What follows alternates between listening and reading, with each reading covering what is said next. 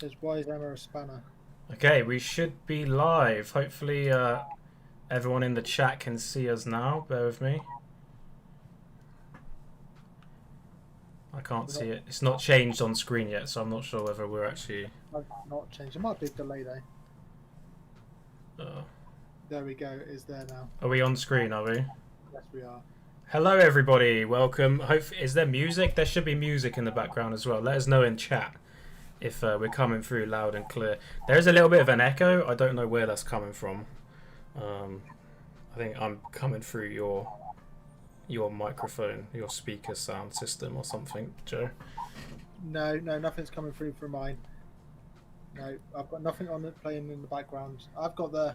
I mean your mic's picking up my voice and it's... Never mind, it's fine. Yeah, probably. There we go, is that better? Turn me down just a tiny bit on your end and then it'll stop, yeah. Alright, okay, welcome. This is the first time we've done this on stream, so, whoa, 24 people? Holy moly.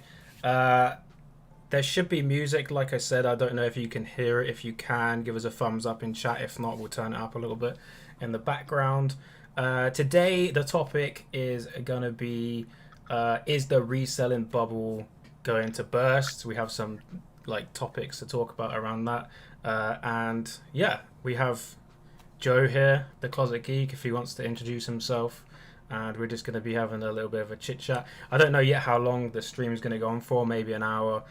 We don't know yet, but we'll see. You can't hear the music. Can you hear us? Can you hear us? I'd want to hear us if they mention the music. Okay, they just can't hear the music. Hang on. Let me turn the music up a bit. I'll introduce myself while you're doing that. Yep, What's going on, guys? My name is Joe. I run the channel The Closet Geeks, and I'm also a reseller. Been doing YouTube for just over a year, and yeah, I'm pretty sure I recognise most of you guys already here. He's a right nerd. But yeah. Right. Anything else you want to add before we start? No, not really. No. Yep, this is the first time we've done this, so any chat interaction as well, just shove your questions in chat. We may take them, we may talk about them, all that good stuff. Like I said, I don't know how long we're going to run for.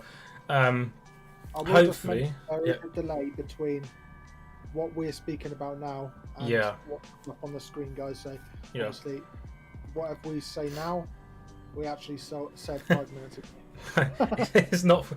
it's not quite 5 minutes. I don't know how long the delay is, but yeah, there is a little bit of a delay. But Wales is back in full lockdown. Fantastic. We're all going to be back there pretty soon. I wouldn't worry about it too much.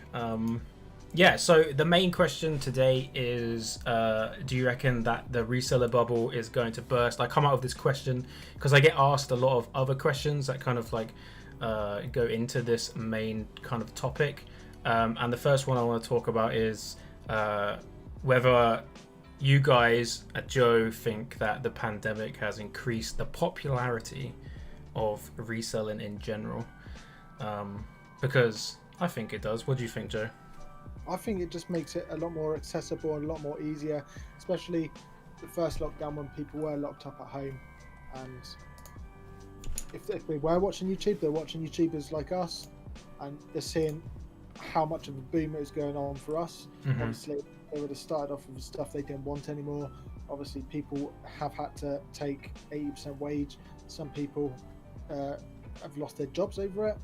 So they needed a way of making income, and obviously applying for a job during a lockdown would have been difficult. So reselling was kind of like a backup plan for everyone. And yeah, I think a lot of people used it. I obviously, in the first lockdown, done very well and decided that is what I'm going to be doing full time. So yeah, I do think that the lockdown has sort of pushed the reselling community to sort of go at it a little bit more. Yeah. 100%.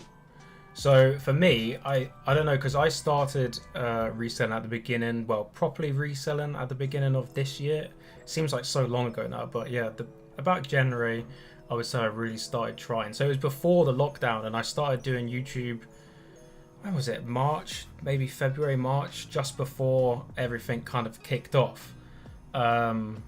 and to be honest, there wasn't many people doing YouTube at that time, at least in the UK, that I could think of. A lot of people have popped up since. But yeah, I think that obviously with everything that's happened, it's become more popular. I don't know whether it's more popular, people are doing it more out of necessity, whether they started selling off some of their stuff that they had personally just for some extra money, and then that kind of translated into them being recommended videos and it going from there. But I know for sure that there's definitely more people selling their stuff, whether they're buying to sell as well is another thing. But obviously, yeah, there is a lot more YouTubers, I would say, right now than there was at the beginning of this year. Could you name the people that you used to watch in January? Because for me, the UK people, the only UK people I could remember from the beginning of this year was Nick and Andrea, James Collects, and He was a reselling channel though, was he? no, he was more of like picking up from CARBOOTs and stuff, wasn't it? Like gaming. And then I watched like 2 or 3 people that just specifically picked up games at CARBOOTs and they sold them to CEX for credit. And Boys are awesome and people like that. yeah, exactly. And that was pretty much it. Now I don't know whether there was more people at the time that I just hadn't found yet, but yeah, a lot more people since then. What about you? Who did you used to watch? The ones when I first started watching YouTubers, the first YouTuber I come across was Chase After the Right Prices, an American one. Oh yeah, American, yeah. So I do really enjoy that channel still. I think it's fantastic. And in the UK, I started watching George Ross. I no longer watch George Ross, but that's where I started. I started watching George Ross, and then from there I found Nick and Andrea. Obviously James Collects, because he was picking up the same sort of things that I was picking up. Yep. And a lot of the other ones that I was watching were the boot sale hustlers, the people that go to the boot sales, pick up stuff and trade it in CX, a holster TV, and Game Boys are awesome. But yeah, everybody else I watch now are quite new to it, I would say. Yeah, there's definitely been a lot of new channels pop up, but I don't find that a bad thing. I think competition's a good thing. It keeps you on your toes. Well, not so much competition. I think it's obviously not only is there good YouTubers coming out, there are some bad YouTubers coming out as well. Mm-hmm. I obviously got some feedback on one of my channels, not one of my channels, on my channel the other day, saying that I'm feeding false information to people. I wasn't feeding false information. I was feeding information that I was getting towards the gaming consoles, and I decided to sell them off cheaper because I thought they would have been sold by this time and already. Yeah. Because if not sold, I decided to lower the price, stick them on auction, and clear them. But then you've got some people who are deliberately giving bad advice out just to get a step ahead, if that makes sense. What's that, to like move their own stuff on, maybe? Well, not so much that. It's to sort of like say, this item here is fantastic.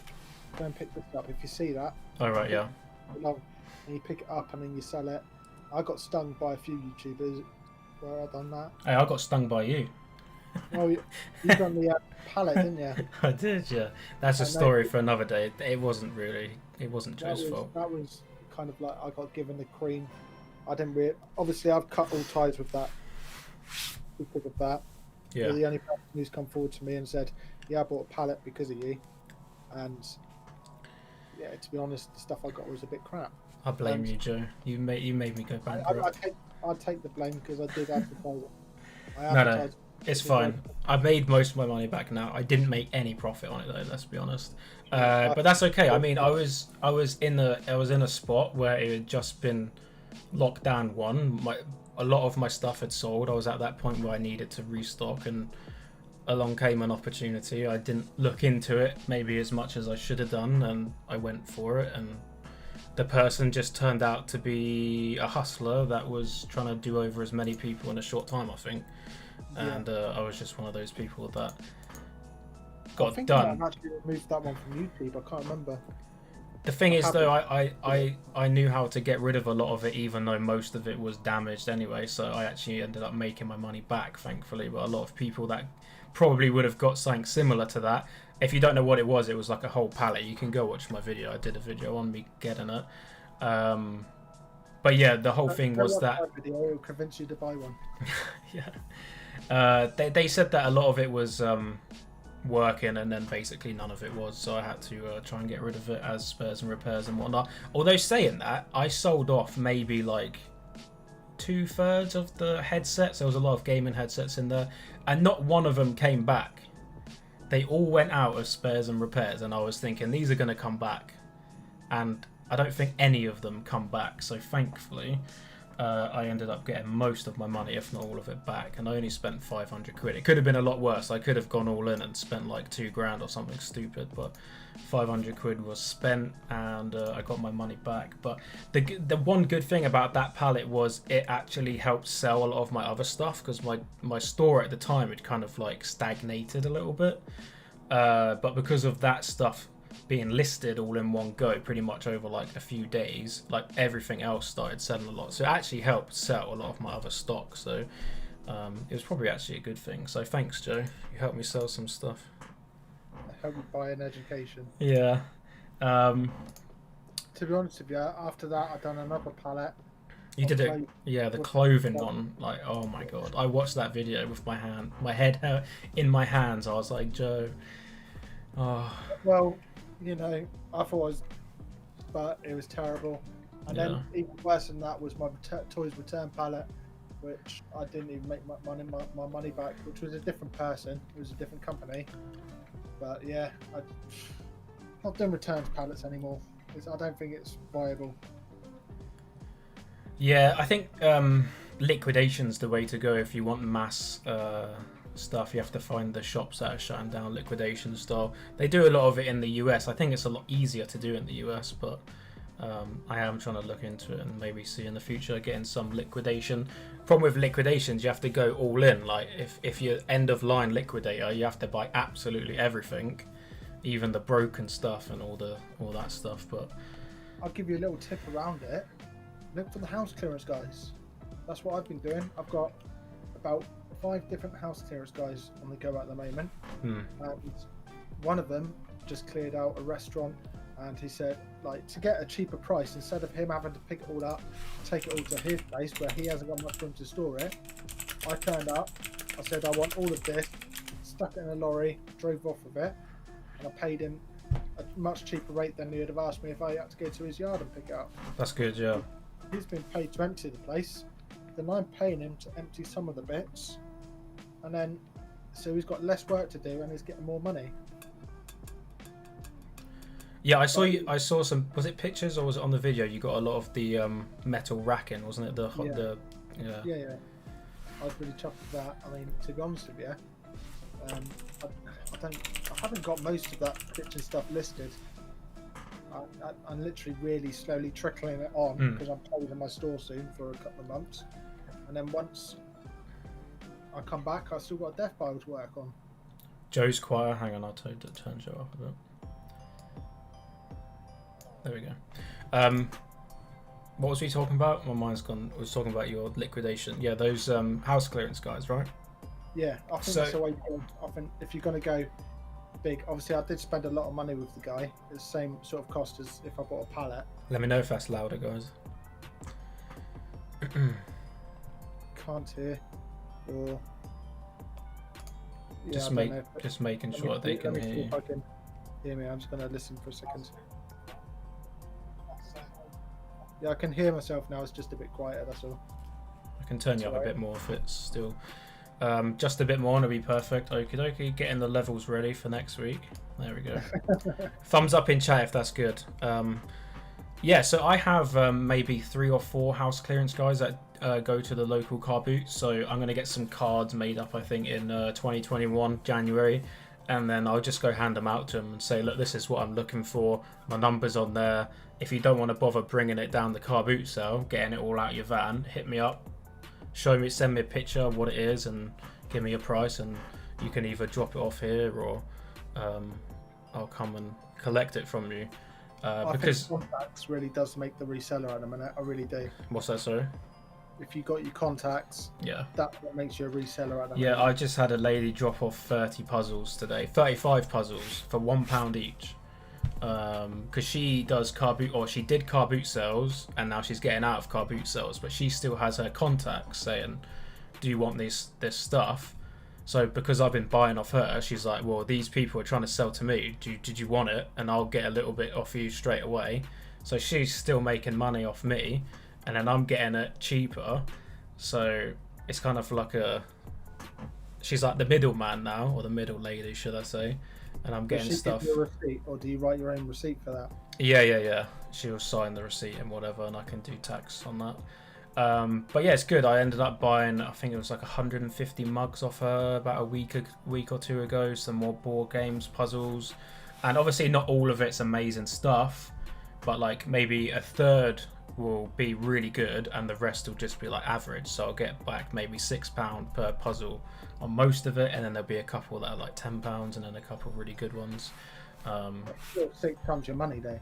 Yeah, so I've spent £35 on 35 puzzles. So if I get average of £6 each, that's like £200 or something like that. So yeah, so that's really good. So definitely making contacts. One other thing I will say for me is actually getting to know the people in like charity shops as well is really good, because as soon as they know you're a reseller, they're either going to do one of two things. They're either going to be like not talk to you, or they're going to help you out. And a lot of people are really nice and they'll help you out, and they'll keep stuff back for you if they know what you're after.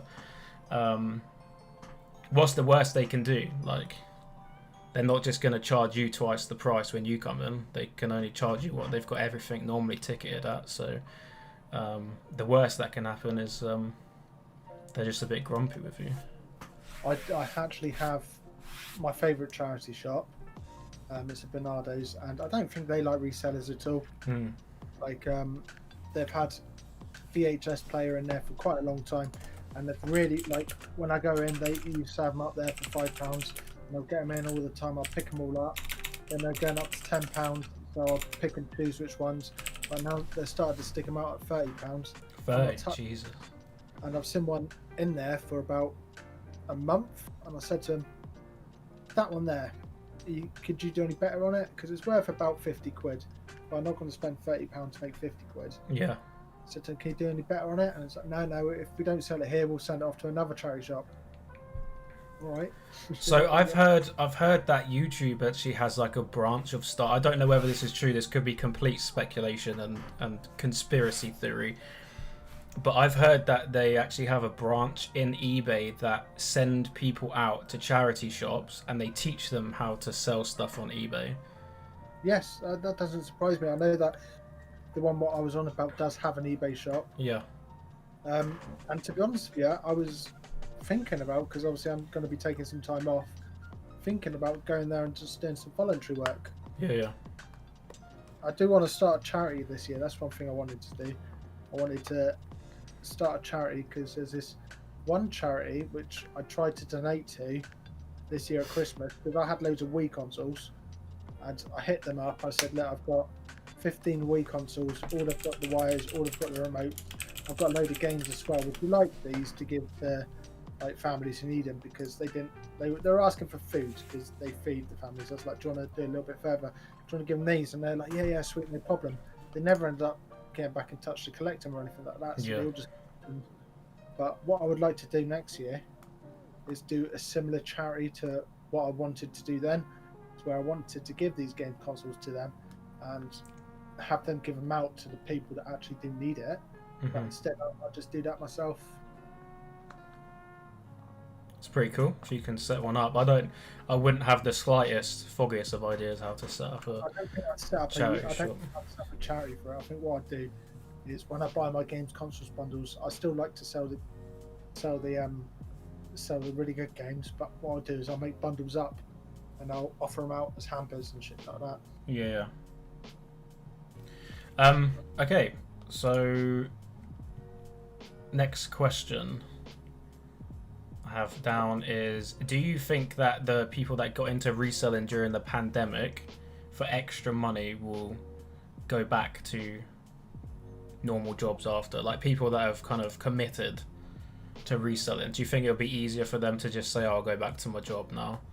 It all depends on how they've done it. They've offered me a job again, should I just go back or carry on doing car boots and charity shops and stuff? I think it all depends on how they've gone about it, really.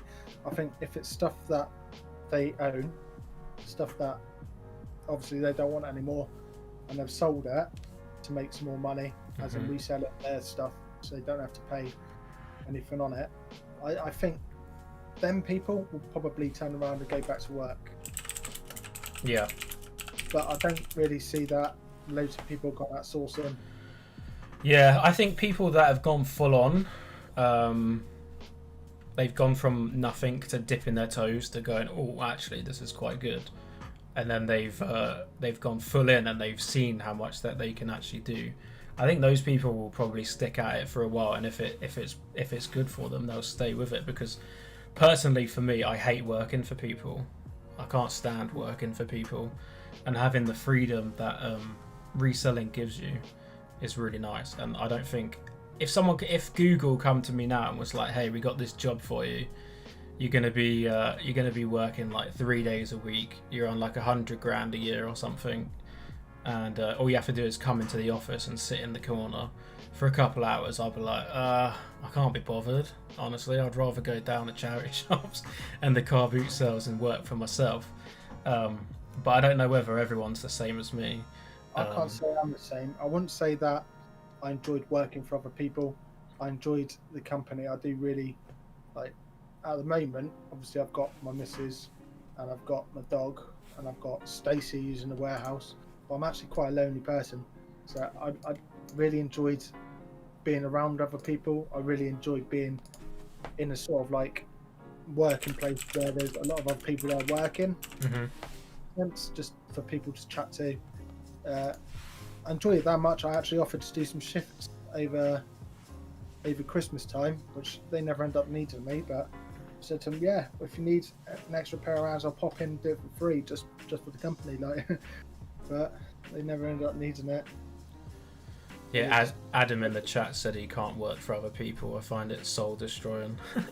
That's the same as me, to be honest. As soon as I realized how much freedom there is in reselling, it's set the job in well, I say job, it's not really a job, it's more fun than that. More of a hobby that pays me money, I guess. But it kind of set it in stone for me that this is what I was going to keep on doing. So you would sit in the corner, Rob, for $100,000, yeah. I would, but definitely. you worked in an airport, so I mean that's kind of a much better job than working in the airport. But I do think that that January, February will weed. Yeah. I think so too. I know what you're exactly saying. I think January and February is just gonna kill a lot of not kill them as in like they're gonna go bust. There's a lot of people that have got into it that are gonna go, actually this is a lot more hard work than I thought. It's going to be interesting to see how many people that are doing YouTube as well kind of step back a little bit in January and focus more on the reselling than the videos, because even I've done that a couple of times since I've been doing YouTube. It gets to the point where you're like, actually my sales have dropped a little bit here. I've maybe done too many videos, spending too much time on YouTube. Maybe I should step back a little bit and focus more on the reselling and stuff, because it is a fine balance, because when you're obviously working doing eBay and then you're trying to balance YouTube as well, it can get quite busy, but then again I'm kind of like full-time part-time anyway, because I don't drive. I technically do part-time hours, but I am full-time. So I guess I kind of have it easy, so maybe I should be putting out more content, but there we go. I personally believe that obviously I don't think doing YouTube is financially viable as a reseller, full stop. I really don't think if you're reselling and you're doing your YouTube channel to make money, you can't be, you're not going to stick around for long, because you don't. Do you mean trying to use YouTube as a way of selling more stuff? No, not at all. I mean like how much Google Ads pay you. Okay. So I don't think that if you've come into YouTube as a reseller to make money off of Google Ads, I don't think you'll stick with YouTube for too long either, because Yeah. Well, for a start, you have to build up a channel to that point where you even get paid in the first place, which is yeah, actually more difficult than sustaining the channel once you've got there. Because you do. you have to. The requirements are, as far as I'm aware now, 1,000 subscribers and 4,000 watch time hours, which is a crazy amount. Like from a 0 point to get 4,000 hours of watch time is actually really difficult. It'd probably take an average person that doesn't explode their channel a couple months, maybe I would say, to get that if they're lucky. And then obviously the ads, you're only getting so much money for your subscribers to begin with. So yeah, when I started doing, sorry, what was you gonna say? I think with when I first started YouTube, my videos were long because they were the boot sale videos, and I'd Yeah. literally have raw footage of the boot sales there. Hmm. So I actually hit the 4,000 watch hours before I hit 1,000 subscribers. Really? Wow. Yeah, like miles before. That doesn't happen often, I don't think. But when it comes down to YouTube, like this month, I'm predicted to earn £98.88. No, dollars. $98.88 on YouTube for your channel. on YouTube. So it's like, I mean, I do 4 videos a week. No, 4 videos a month. About that, 4 to 8 videos a month. I'm getting paid not very much, and it takes me a day to make a video. Yeah. I don't think, So yeah, like you said, unless your like, channel is like maybe 15, 20,000 minimum, you're not going to be earning enough to like maybe even more than that, to be honest, maybe like 25, 35. But then to be honest, you earn more as someone that used to do YouTube gaming. A reselling channel earns way more CPM wise than a gaming channel, like 4 times the amount, like per view. it's probably because there's a lot more gamers out there. I think it just comes down to the fact that our channel revolves around selling stuff, and then they think that they can sell more to someone that's watching stuff regarding selling stuff. I think you just get more than a gaming channel. So the money is there if your channel is massive. So if you have someone like Nick and Andrew, how many do they have? Like 40,000, 50,000 subscribers. Nearly 50,000, I think. They will be earning a pretty penny. I'm not gonna say how much I think they earn because it's not on me to announce how much someone's earning on YouTube. But unless you can always look on Social Blade if you're interested. I mean, Social Blade's a load of nonsense anyway. It doesn't know what It anyone's gives you earning. such a massive gap. It's like Nick and Andrew are earning between £1 and £1 million a month. And it's like, thanks for that, Social Blade, really helpful. But yeah, I think when I started YouTube, I never wanted to do videos to gain sales, if that makes sense. I never wanted to use my YouTube channel as a way of getting people to buy my stuff. I always wanted to grow my store naturally and get it to a point where I knew that I could rely on natural sales to cover like my living expenses and my business expenses before I like gave away my eBay link. So it was only like a couple of weeks ago I started actually putting my eBay in my description, because I didn't want, like, let's say 50% of my sales to come from my viewers, because if one day I can't do YouTube anymore, or my channel dies, or for what a number of reasons, that's 50% of my business gone straight away. So I never wanted to rely on that, and I think some people rely on that, a lot of sales from their YouTube. So I think that's I'll be totally honest with you. This weekend, when I'd done the whole auctions to auction off all my consoles, I had a subscriber buy 3 lots off me. Mm-hmm. They messaged me to say, will I combine the postage? Obviously, yes, I will. So I combined the postage, and I threw in 2 extra Wii consoles. Damn. Like, I mean, it wasn't lots of money. It was like £70, 3 console bundles. And I was like, it's a subscriber. I always throw in extra because I very rarely do get a subscriber sale. So it's not like something that happens all the time. I mean, sometimes I do. I get subscriber sales, but it's not like week in, week out. I might get like 2 a month. It's not like something that I break my bank. Yeah. But obviously, I did say to everyone that all my bundles are going on auction. they're probably going to go cheap because they're all going like 5 seconds after each other, just trying to clear them. And I think I sold to 2 different subscribers, and yeah, they got extras So in there. did you dump all of your consoles before on that auction? Not all of them. About 50% of them. 50%, okay. And Jesus, 50%, and I know how much you earned from that as well. Wow, you should have done the other half as well. But I had a lot of console bundles. That was overall, it was over 51 sales, and it was 30. Oh, was that a lot of those Wii's that you got in that bundle that you showed me the other week? Yeah, there's a lot of Wii's there. Yeah. All right, next one. I get asked this question a lot, actually. So I thought I'd cover it in today's stream. Has YouTube become too crowded with people making reselling content? I guess that kind of comes under the bracket of are YouTubers like giving away too many secrets? Are they making it harder for everyone else? Blah blah blah. In my opinion, I think that's a load of nonsense. I mean, there is a lot more people making content now. It's more readily available. But I think that if you're someone that can't keep up because of YouTubers, then that's probably your own issue, in my opinion. I think that everybody's got their select, let's say 3 or 4. Everyone's got their select 3 or 4 YouTubers that they will watch. And they'll constantly watch their videos because they enjoy their content, or they're very, like, sells very similar things. Like, I've got notifications on to the ones that I actually really want to see. And then, to be honest with you, I don't know how many I'm subscribed to, but I do try, and if people have subscribed to me and they're a YouTuber, I try to keep up, like I try to watch their content as well. If that makes sense. I try to support the community, but like there's just so many out there, you can't keep on top of everyone.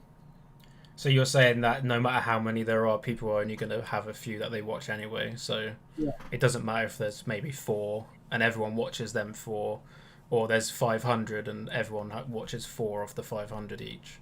Yeah, everyone's going to have their favourite. To be honest, I would agree with that, because when I first started getting into reselling, I watched YouTube, obviously, like most people do, and I would probably watch maybe 10 people, and now I only watch maybe 2 or 3, if that.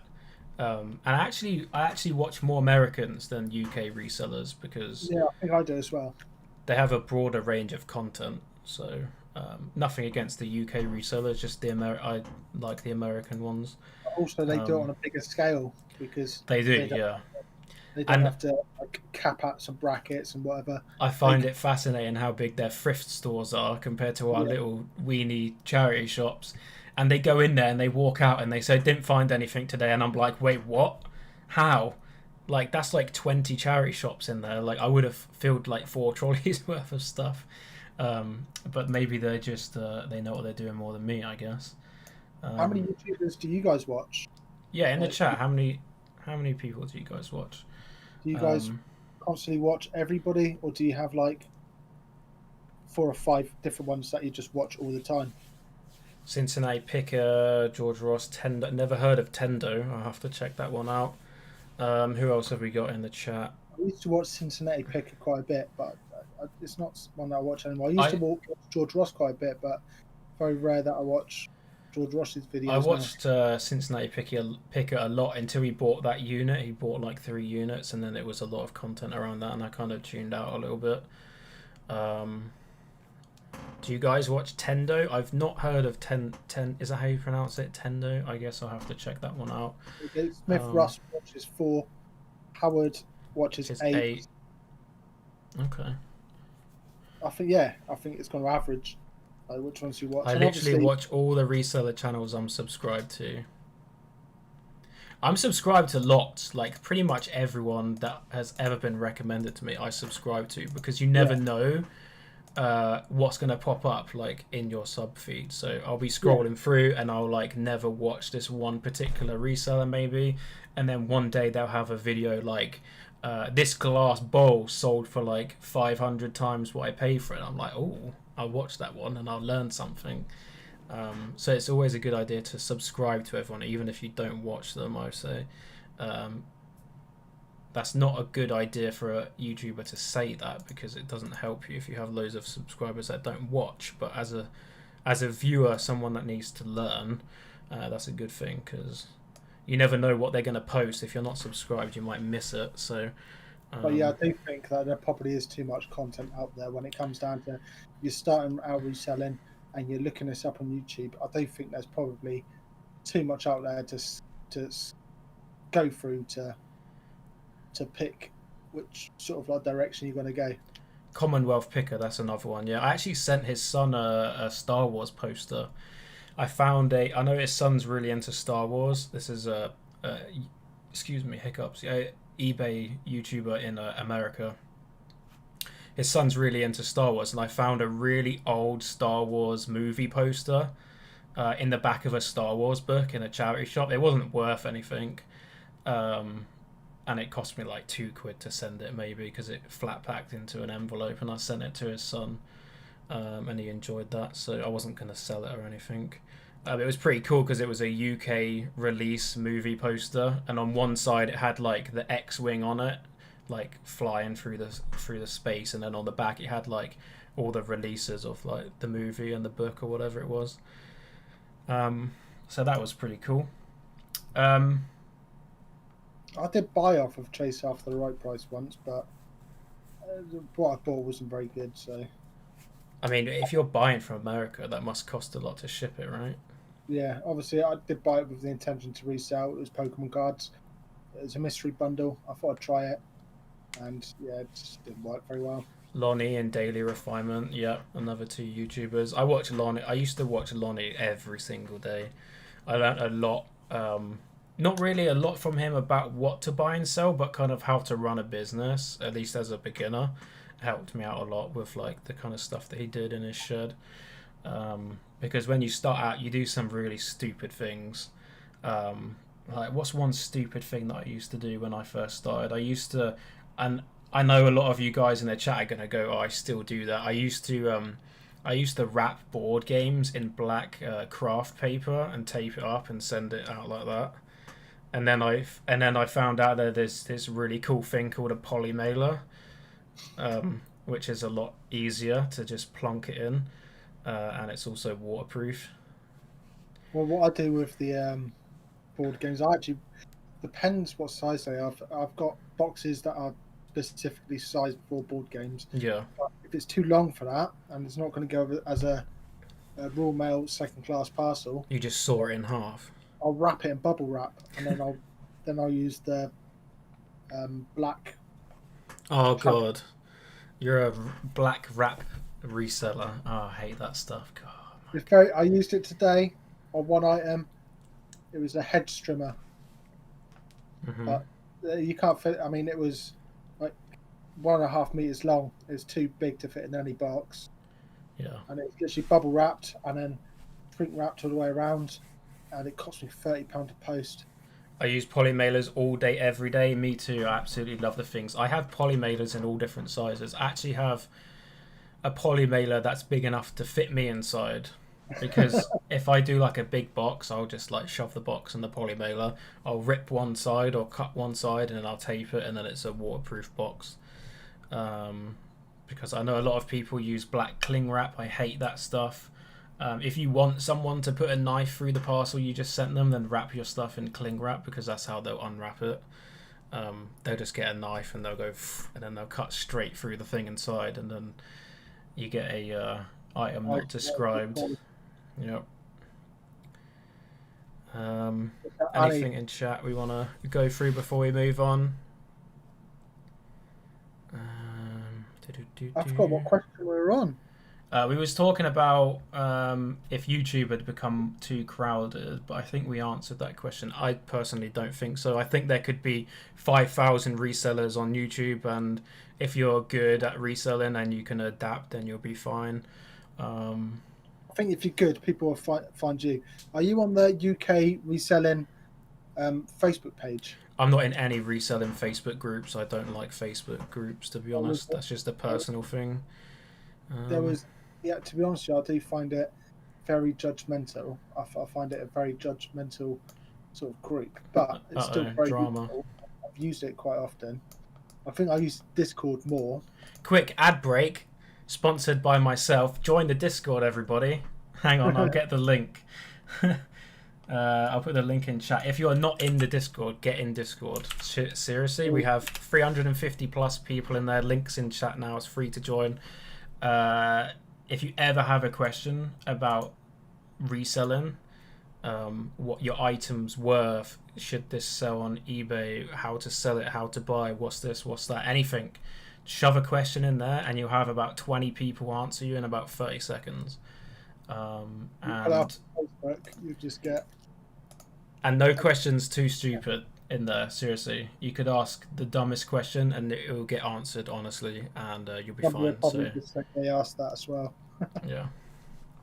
Enjoying the stream, hit the like. Thank you for everyone that's in here, by the way. It's 62 people. We were up to like 70 at one point. That's crazy. Right, moving on. Nick and Andrea are they've got the Christmas quiz on today. Oh, well done. You're gonna send everyone away now. That's right. No, we're better.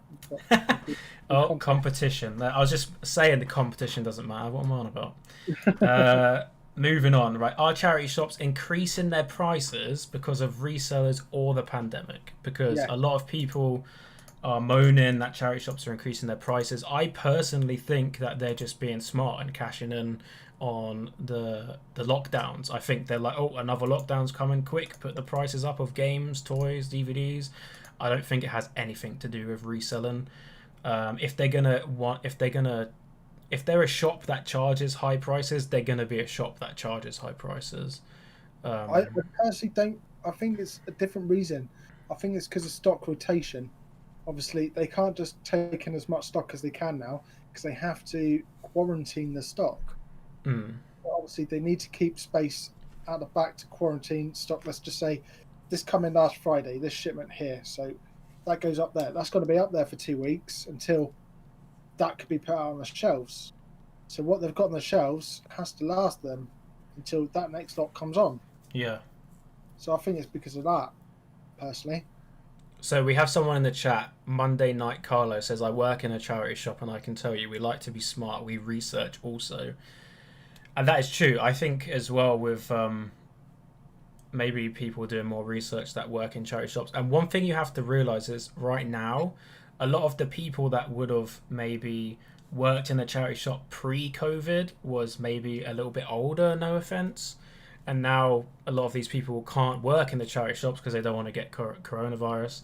A lot of younger people, you probably would have noticed more like 20-year-olds currently working in charity shops. They're more hip with pricing, how much stuff's worth. So maybe that's another factor. But also what charity shops really do need to factor in is who's going to come in looking for that specific item. They do still need to be cheaper. Yeah. Because obviously a lot of charity shops do pack test. I can see that Monday Night says they don't have to quarantine anymore, but they do pack test. But I've quite often bought stuff that's been pack tested, taken it back, tested it, it hasn't worked, I've had to take it back for a refund. So well, a pack test is just an electrical circuit test. It's not actually whether the item works, because a lot of people, if you are, oh, does this item work? They'll go, well, it's been pack tested, but we don't actually test the item to see if it works. But what was I going to say? Someone asked me in my videos the other day why I was complaining about charity shops increasing their prices. I wasn't actually complaining, but to be honest, in my opinion, I'm not concerned about charities' prices going up because I can always source in other ways or just go to more charity shops. One thing I'm worried about is them pricing themselves to the point where like they can't sustain themselves anymore. Because a good example of this is my high street. There's two charity shops right next to each other. One charity shop prices everything the same. So when I say that, like a board game will be 99p, regardless of what board game it is. A video game will be 49p regardless of the video game. A mug will be like 50p or something, I can't remember. So you know what everything's going to cost in there, you know it's quite cheap, and they'll have a 20-person queue outside their shop, and God knows how much money they make in a day, ridiculous amounts of money. And then literally the shop next door charges maybe 10% under eBay prices, and it is like a desert in there. Like no one's in there. Literally, maybe one person, and they'll walk in, they'll see the price, and they'll leave. Very rarely will I ever buy something in there. But the shop next door, I'm spending hundreds of pounds in there every single month, and they're turning over their stock in a ridiculous amount of time. So I just worry that shops that just price themselves out compared to the other charity shops in the high street, they're just not going to last. Maybe they won't even be there next year or the year after. But there we go. I guess that's up to them if they want to do that. I don't think it's ever going to stop resellers from going charity shopping though, because that's why people get into it. Is genuinely the thrill of the hunt, finding that item that is worth hundreds. Yeah. That's being sold for £2. Yeah. And the thrill of that hunt is actually quite amazing. I would always constantly carry on going to charity shops, going to boot sales, sourcing, regardless of how many house clearances I can do, because it's funner. One thing else I will add about this shop that overprices, it's a Phyllis Tuckwell. And the shop I went to the other day in my video, which was an end-of-line shop for everything's £1, is also Phyllis Tuckwell. So 9 times out of 10, the stuff I bought in that end-of-line shop for £1, I would have bought from their other shop, which is closer, for maybe £3 or £4 if they just priced it reasonably in the first place. So God knows why they have that business model. I don't know. Maybe that works for them or not. I don't know, but I just thought I'd add that. They're both Phyllis Tuckwells, which is kind of strange, but yeah. So what even was the question? I can't remember now. Oh yeah, was charity shops increasing their prices because of resellers or the pandemic? I think it's the pandemic. I think I think it's a little bit of both, because obviously, like we discussed earlier, the increase of resellers. Obviously, people are still going around scanning everything with their phones. My charity shops are now literally trying to do it all by sight. Like, I try not to research while I'm in the charity shops. I really do find that. I very rarely scan anything, to be honest. The way I've always done it is I'll buy something like that I'm not sure about just to learn, because I learn more from failing than I do from success. Like if you just know that that's something you want to carry on doing.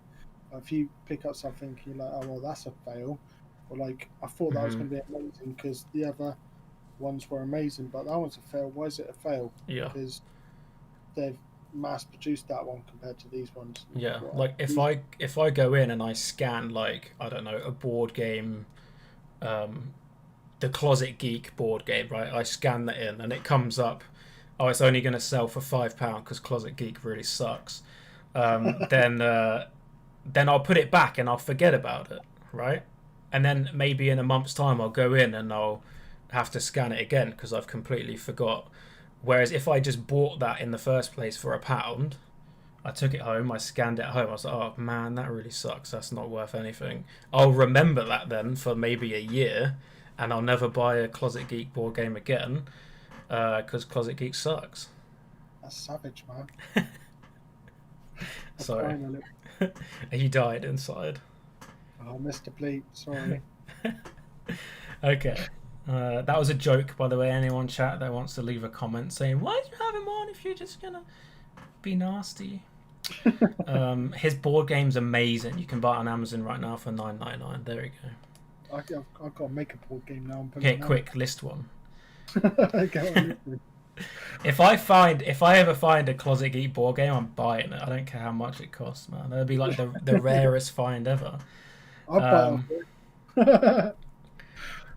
What does everyone in chat think? Do you think that they're upping their prices? Because some charity shops, to be honest, have not changed their prices at all for me, but I find a lot of them have at least changed their prices with relevant stuff to do with entertainment, so board games, puzzles, that kind of stuff. Oh, I did pick up a charity shop the other day, which shows they don't research it. It's £1.50 for a video game, a PlayStation 3 video game called Hakuna Matata. There's a picture of a zebra on the front, and the only sold one was £30, and the only there was one sold for £75 and one sold for £30 on auction, and then the only listed one was £100. So I got that, and that's listed at £80, and I think I'll get that. I mean, that is a charity shop find. I've never even heard of that game. Is that in Akuna Matata, as in like That's the only reason I picked it up, because I've never heard of it. the Disney ones, like the ones that sing that song? It doesn't look Disney, it looks realistic. Yeah, but isn't Akuna Matata like the characters from a? Is it Lion King? Yeah, Lion King, yeah. I don't think it is, because it's got a zebra on the front, and there's no zebra in Lion King apart from the background characters. That's weird. Maybe it's like a knockoff game and you just found it and like everyone wants it because it's super rare. I'm trying to think. Hakuna. Did you test it? Is it like an actual game? I did test it. It's all in like Japanese or something. Interesting. It's Hakuna Matata Safari game. It's a game for Safari. Okay, that's a bit weird because they don't live in a safari. They live in. I think Hakuna Matata is actually just a saying. Oh, is it? You know, it means don't worry. I mean, that's pretty obvious if you think about it, because that's the song that they sing, right? Oh, it's PS3. Okay, cool. Yeah, PS3. Well, there you go, guys. If you ever see that Zerbra on the PS3 game, pick it up. How much did it sell for? I haven't sold it yet. Oh. I've got lots of watches on it. Okay. I'm quite comfortable with my pricing with it. But it's like, that was something I've never recognised before. I've never seen it before as a PlayStation 3 game. And I thought, why not? I'll buy it, see what happens. Someone also in chat brought up a good question that charity shops were shut for like 3 or 4 months during lockdown. I think the first lockdown, was it 5 months? The whole country shut down their charity shops. So maybe the increase of pricing could be just with them trying to recoup what they maybe didn't make during them months. Well, maybe not. It's because they've probably come back from the lockdown, looked up the prices, and obviously the prices were the lockdown prices, original first lockdown prices. Maybe.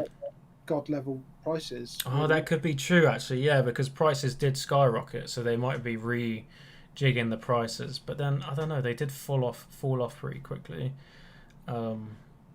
And the second lockdown really didn't increase the prices of video games or anything like that. No, lockdown 2 didn't hit as hard as the first one in terms of sales and price increases.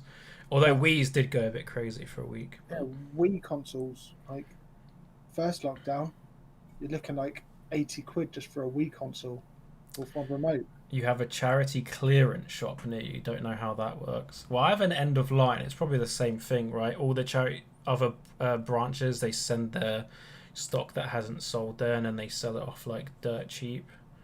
Sounds about. Yeah, because obviously, a charity shop, if stuff doesn't sell, they have to get rid of it somehow, and they probably get charged to dump it. So they want to get rid of as much of it as they can. I go shopping in my town with a full-time reseller that lives in a more populated place, and he thinks the ones here are way better. Oh, okay. I think everyone has their charity shop, right? Their charity shop. They're like, this is the charity shop that always has good stuff. I have that one. Yeah. But also, I've got places like Exeter is fantastic for a charity shop run, because there's like 7 charity shops, a CEX and a pawn shop, all within like next door to each other. So that one's great to hit up, because you can hit all of the decent charity shops, and the CEX there really does underprice as well. So that's a good one. I saw a oh man, I really don't like scalpers. If you don't know what a scalper is, it's someone that will buy something because they know that there's going to be like a limited amount available to begin with, and they'll buy it and then they'll like double the price. Like the PlayStations, Xboxes, whatever, on Facebook and all that. And then I walked past my local CX and they had a used, open, out of box PlayStation 5 in the window for £795, and I'm just like, why CX? Why? Because they don't have to stick. Obviously, you look at game; they have to stick to the RRP. Yeah. Testers have to stick to the RRP. That's like legal requirements for all of them. But the thing is, CX they're basically a pawn shop, basically, except they don't like pawn stuff. Yeah. There's like somebody on the local marketplace here put their PlayStation 5 up for sale, and they're asking £800, and they got absolutely ripped. Yep. They got absolutely ripped. They and really. disgusting the things people were saying to this one person for having a little bit of initiative. And I mean, to be honest with you, that person could have been a reseller as a job. No, I don't agree with scalping at all, to be honest. I completely disagree with scalping. I think if you have to scalp something like that, then you're probably not a very good reseller in the first place. But would you, if somebody put theirs up for sale, would you jump on there and then would you rip them to pieces for what they're doing? I wouldn't comment on it, but no. But personally, I don't agree with I didn't scalping. agree with nothing like that. I mean, don't get me wrong, it's not something I've done. Never done scalping. I've never heard it being called scalping before, but I've never done it. And if people want to do it, I haven't got a problem with that. If they want to do it, that's up to them. But I don't know. I don't like it. I definitely wouldn't go off and like drill someone to the ground and make them feel like a tiny little piece of dirt because they've done it. I don't think there's ever a place to belittle someone like that, like one-on-one or target someone. Just in a general thing.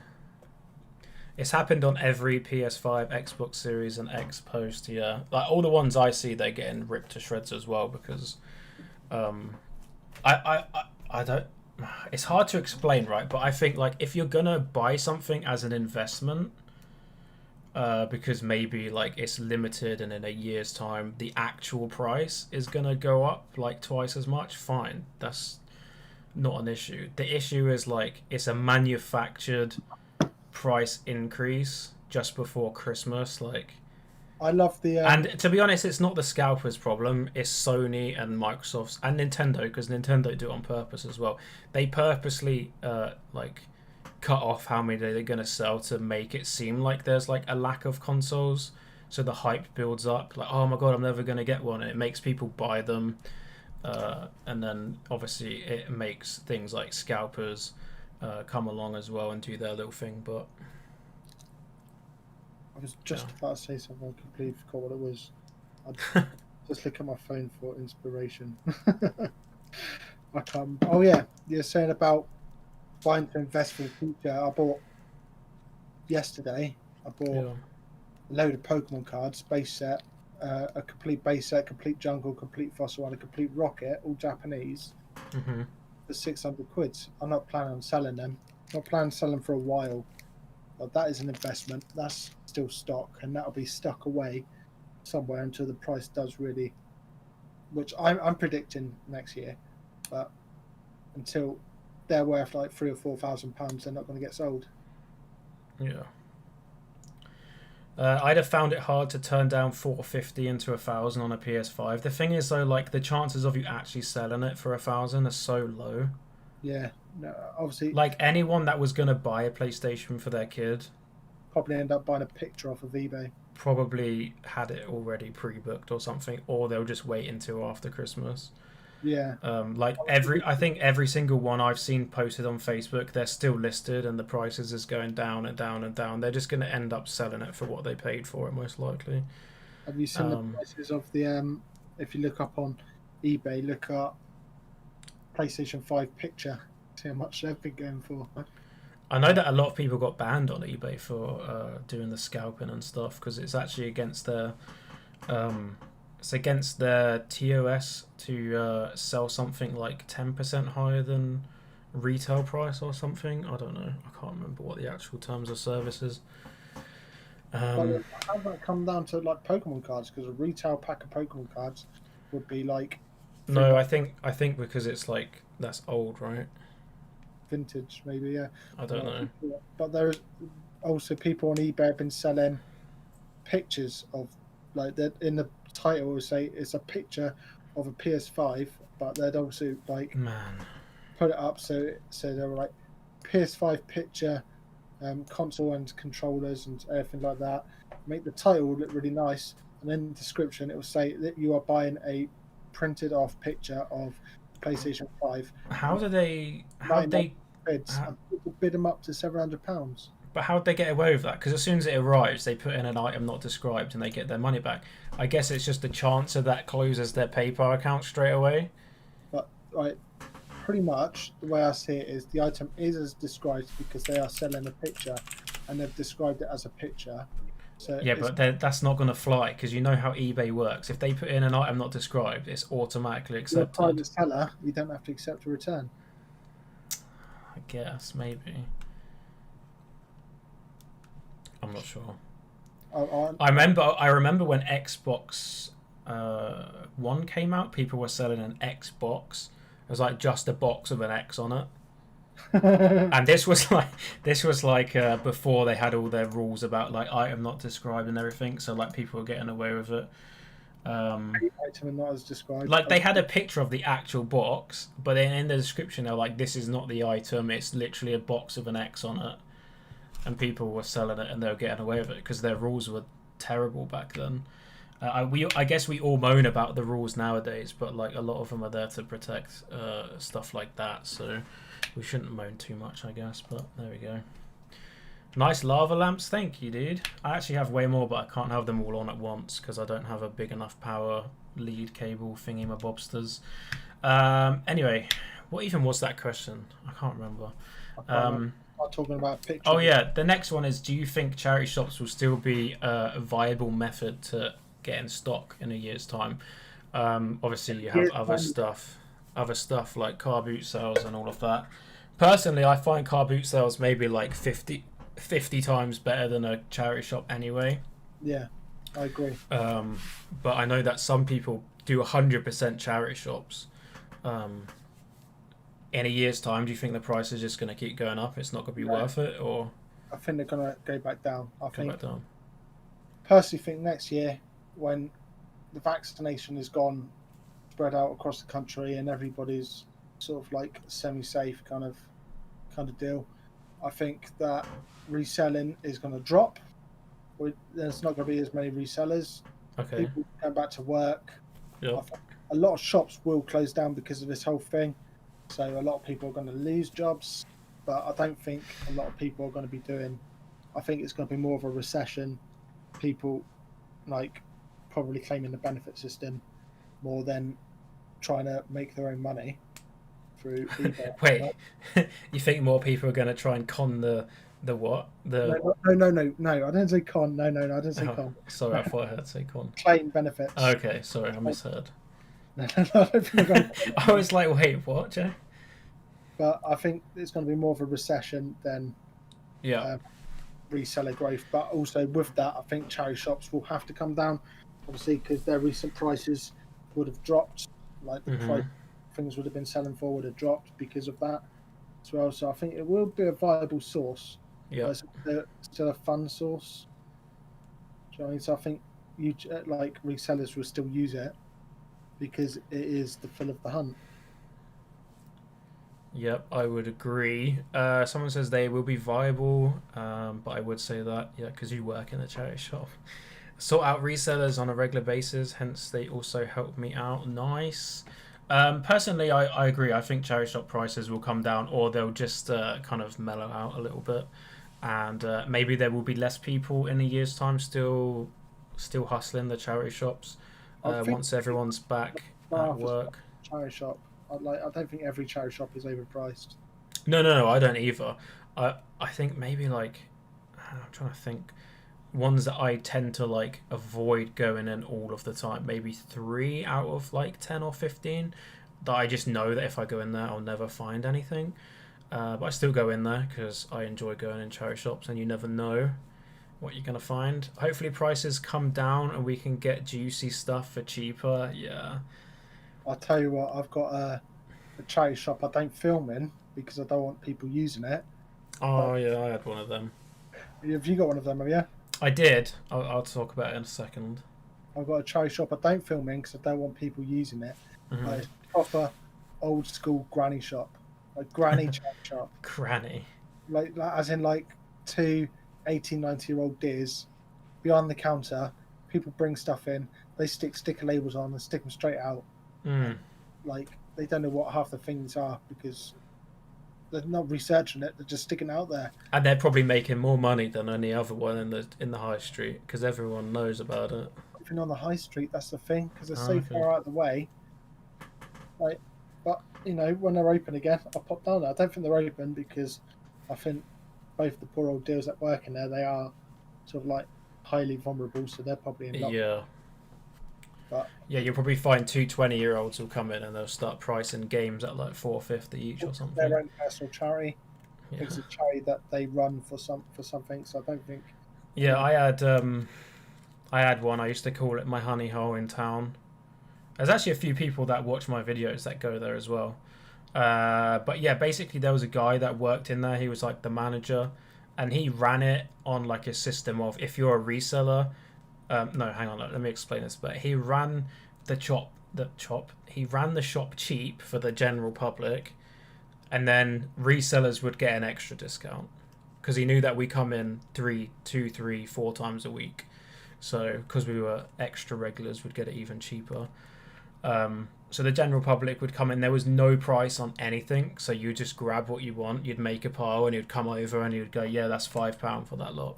And I would fill like 2 massive Costco sacks for like £5-10. Like every time I went in there, it was amazing.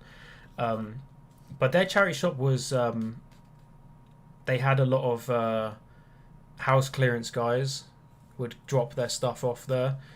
So house clearance, they would get paid to clear a house, and then they would take the good stuff that they wanted to sell. Anything else they didn't want to sell, they would either have to pay to take it to the dump, or they would take it to this charity shop.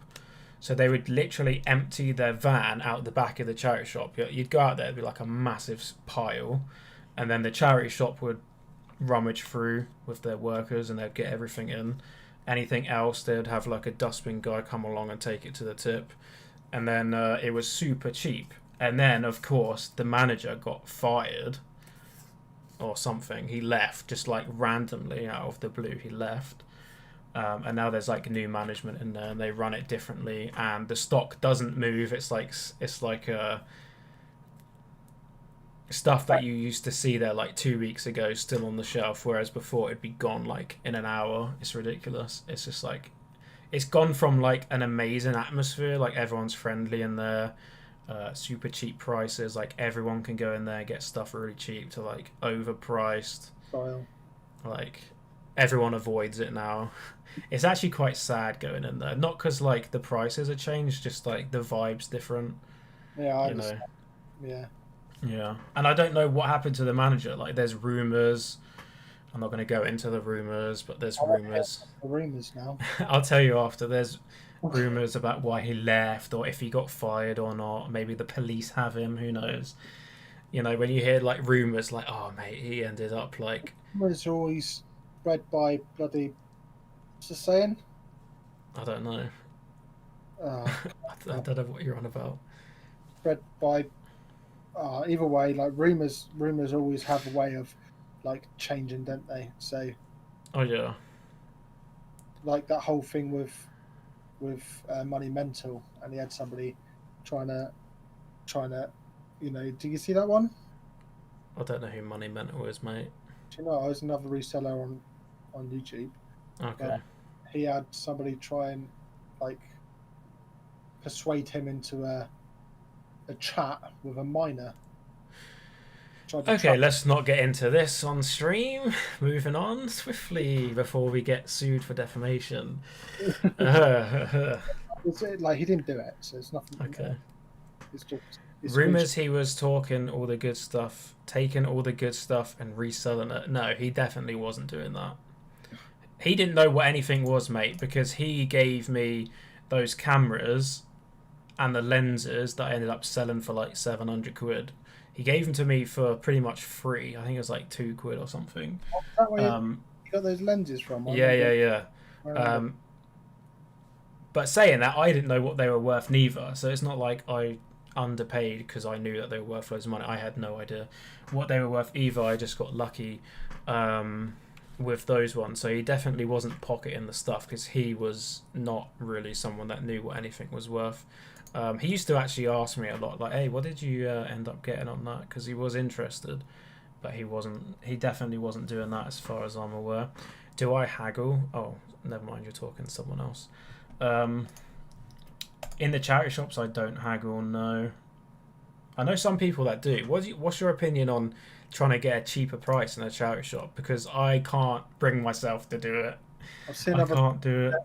So I tried it the other day. I've only ever tried it twice, and both times I failed. If you remember the big, massive teddy Failed. bear I bought the other day, I sent pictures of the big Gizmo. gizmo. That's it. Yep. He was listed up for 60 quid, and I really can justify it just on a whim, just because the most one I'd sold for was $114. So I was like, I can't really take that on a whim, So, so I said to them, is there any wiggle room on this? And they said no, they're not wiggling on it. I was like, okay, that's fine. I'll buy it anyway. And I bought it, and yes, Wiggle room. That's a good word actually. Wiggle room. Yeah. That's a good way of haggling in a charity shop. Any wiggle room. That's like, yeah, I like that. I tried it again the other day with the VHS player. Like I said, I wanted to it could sell for 50. They've got a 30, but it's been there for like 2 months. So I said, "Have you got any wiggle room on that?" And she goes, "No, it doesn't sell by the end of this week. We'll send it to another charity shop." I like that. Yeah, because obviously if you go in like, hey, this is 10, you take 5. That's a proper haggle. Yeah. Like if you ask for a wiggle room, it's on them to come up with a price. I guess. Yeah, I can see that. I've had it work on me once actually. Yeah. It was a box of doll's house stuff. It's all just doll's house furniture. And they had it listed for £2 an item on the side of the thing, and there was lots in there. There must have been about like 40 items. So I said to him, "Is there a price you'd take for the whole lot?" He was, "Yeah, 20 quid if you want it all." That's good. Yeah, I'll take that. But yeah, Sam sells stuff haggled in cash converters. I don't know. I didn't know you could, mate. Cash converters haggle in there all day. They're not a charity shop. They're a pawn shop. Yeah. No, I agree with that. Yeah. They also do lower the price. They're a for-profit business. That's different. Yeah. Haggle in there all day, mate. If you can get a discount in there, go for it. If it's been on the shelves for longer than 3 weeks, they will reduce the price. Yeah, if you ask. Cash converters are very good with their discounts as well. Like you go in there one day, everything will be like 50% off or something. So it's always good to check in the cash converters. Because they only can stock as much stuff as they can fit out the back, so they'll have stuff that's like been out there for ages, and then they'll have to bring it in the shop front, and everything on the shop front has to then go to make room for it. So yeah, I hate cash converters. So rare to get a good deal, dude. I went in cash converters once with Rob, who's in the chat, my one and only admin. Actually, I think I have 2 admins. Never mind. And they had this like bin. It was like a bin, right? And it had a sign in it that says everything's 20p. So I went through this bin and I picked out like 30 items for 20p each, right? So it should have been like 20p each. I take it up to the till, and this lady comes along and she starts scanning them all in. And I see like on the till it's coming up like £1.50, £1.25, and I'm thinking, there's no way that she's gonna try and charge me full price. And she gets to the end and she's like, "Oh yeah, that's like £42.25." I was like, "Excuse me?" She was like, "Oh yeah, £42." And I was like, "They come out of that bin, it says 20p each." And she was like, "Yeah, I know, but the ticket says 125 on this one." And I was like, "Yeah, but they come out of the 20p. Like, you can't have it in the 20p tub if you're then going to charge me full price." And she was like, so confused, like, "Oh yeah, but how am I going to charge you 20p when the price says like £1.20 on it or something?" And like we was having this back and forth for like 5 minutes. I was literally just about to walk out because I was done with the conversation. And then like this other dude comes over and he's like, "Yeah, just change the price to 20p. Like that's how much it's supposed to be." And she was like, "Oh my god." And she actually stand there like change them all to 20p. She was so mad. And at the end I was just like, "Mate, I want to just leave now. Like I can't be bothered." But I paid anyway. It's like, how can you have it like in the 20p tub and then try and charge full price? I would have gone through the rest of the tub just to what get like scan them all through, change them all to 20p for me. It was a load of sealed manga. Like that's why I picked it up. Yeah. It was like through that, yeah, it was actually pretty good. Even for 50, but my god, like she didn't understand. Like I was like, "You can't have it advertised as 20p and then try and charge me full price." She was like, "Yeah, I know, but that's what it scans in as. I can't change it." Mad. Do you ever find like it's certain charity shops like let's just say Bernardo's, always secondhand stuff in there, always decent prices, and then you got British Heart Foundation. They always got some new bits in there as well, brand new bits, which you obviously buy in, and they're really high prices. Did you ever find out that? I've been to a lot of areas to do charity shopping, and the one shop that is consistently high is British Heart Foundation. Yeah, Yeah.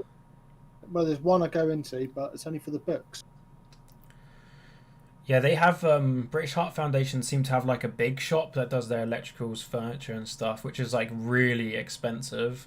And then they'll have like a smaller shop which does their general stuff. That's like a normal charity shop, and they're like maybe a bit more pricey than a regular charity shop. But they're big shops. Like you go in there, they have like a DVD player that's like £10 on eBay. It would be like £15 on their shelf. It's just like, wait, what? But not everybody's going in there and looking up on eBay, though, are they? That's the thing. Maybe they're catching the people that's just moved in the flat above and they need a DVD player, so they run down to British Heart Foundation. So maybe they're selling their stuff for more than eBay, and good for them if they can do that. But I tend to find there are certain shops that I would go in over and over again, and then certain shops like the British Heart Foundation that I would avoid because of that. Yeah. And maybe every time you avoid it, you're missing out on something. Cats protection. I avoid cats protection as well. Cats protection. I've only had experience in 2 of them. Well, I got one more question on my list, and then if you want to, we can answer some questions from chat after that if you want. Let's have a look. The last one I've got on the list is, are YouTubers giving away too much information? Yeah. I think I'll say that we're all guilty of it, but I wouldn't be successful if I wasn't watching YouTube. Okay, let me rephrase the question. Are YouTubers giving away too much information to the detriment of all resellers? Like, is it hurting everybody? I wouldn't say it's hurting everybody, no, because if you're a reseller... Is it helping the new people, but like... then that's all the people that have been doing it for like 5 years, are they now not getting stuff as much because of all these new people? But the people who have been doing it for 5 years and aren't getting as much as like, well, they're getting more than the new people. I could tell you that.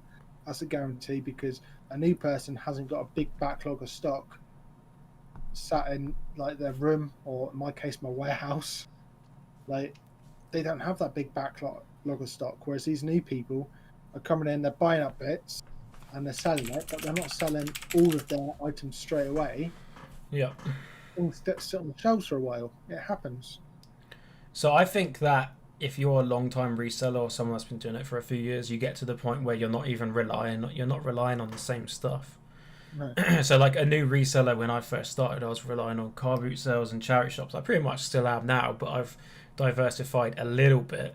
But someone that's been in the game for 3 years should have contacts. They should have people that has nothing to do with a charity shop, nothing to do with CARBOOT sales, that they can get regular stuff from. And even if 1,000 people start giving out all this information, no one's giving away their details. No one's giving away the phone numbers of the 10, 15 people that you have on your phone that are going to ring you up and say, hey, I've got this stuff. So I think the key to long-term reselling is making contacts, getting to know people, and all of that stuff.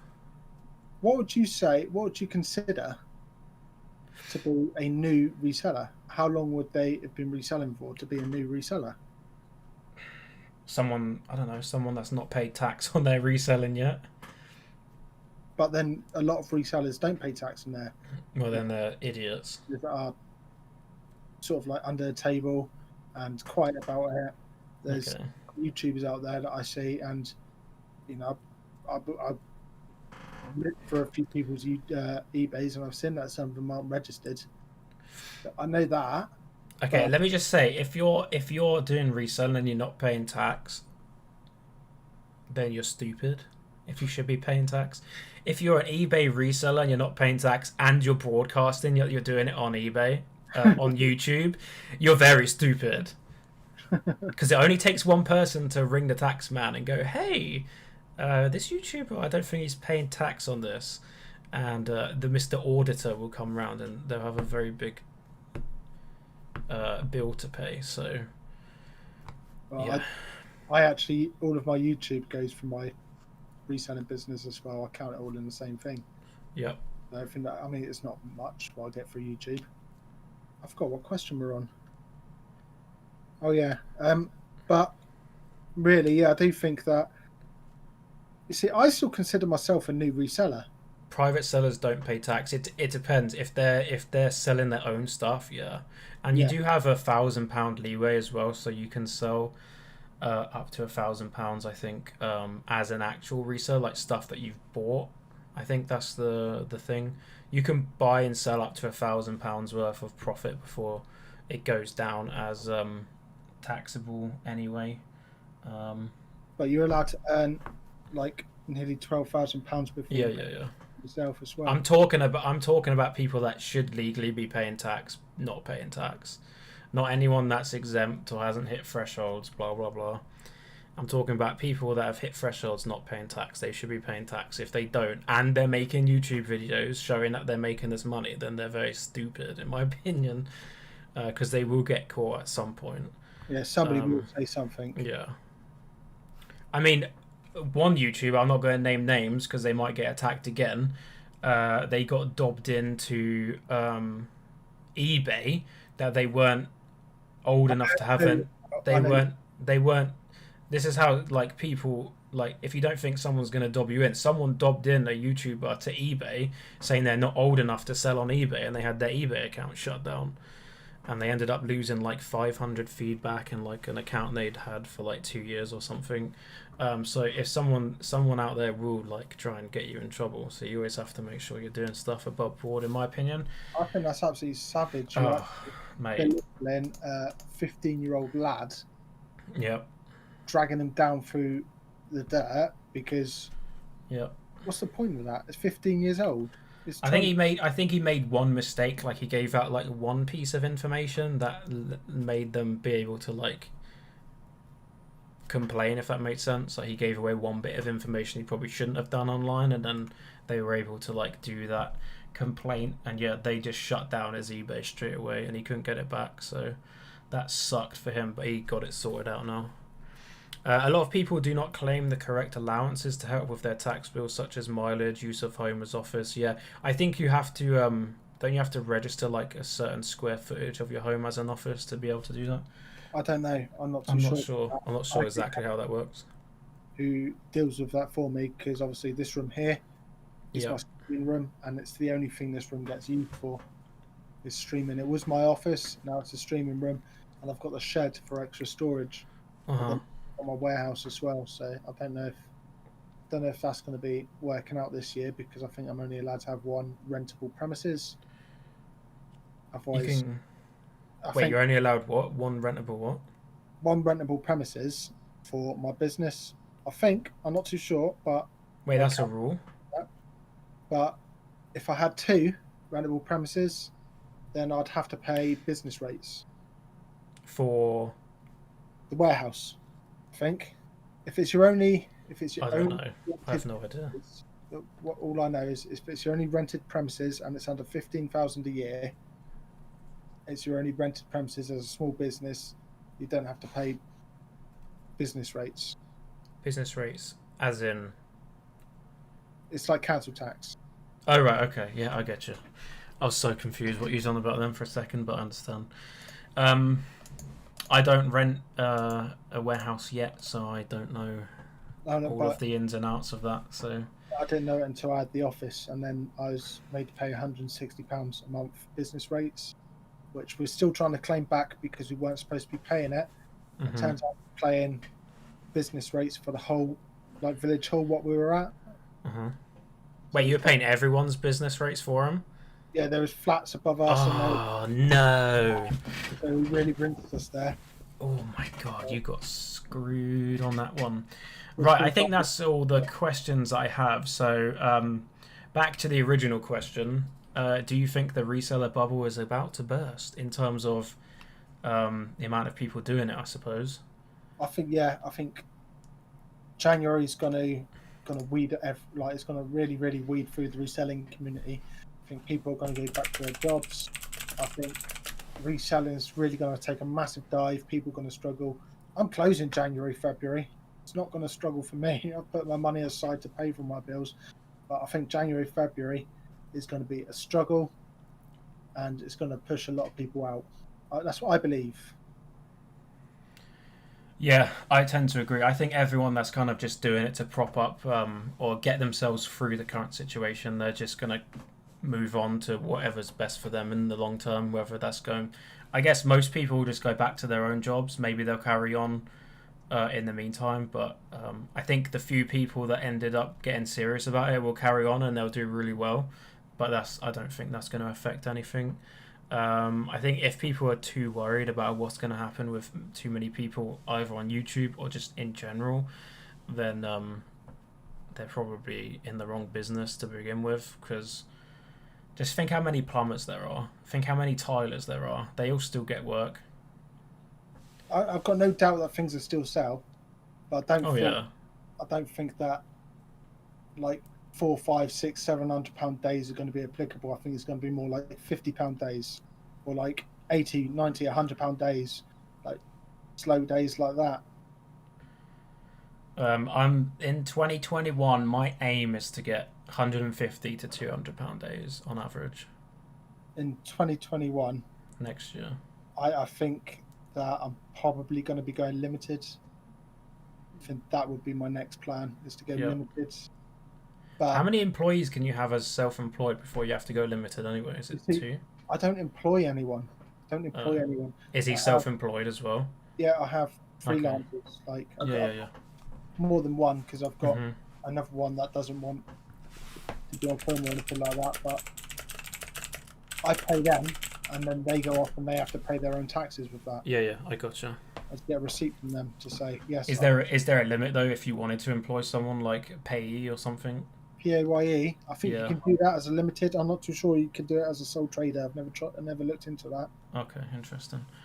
I always wondered like if I could employ someone. I guess that's probably how you have to make them go self-employed. Yeah, they'd have to claim their own taxes. Yeah.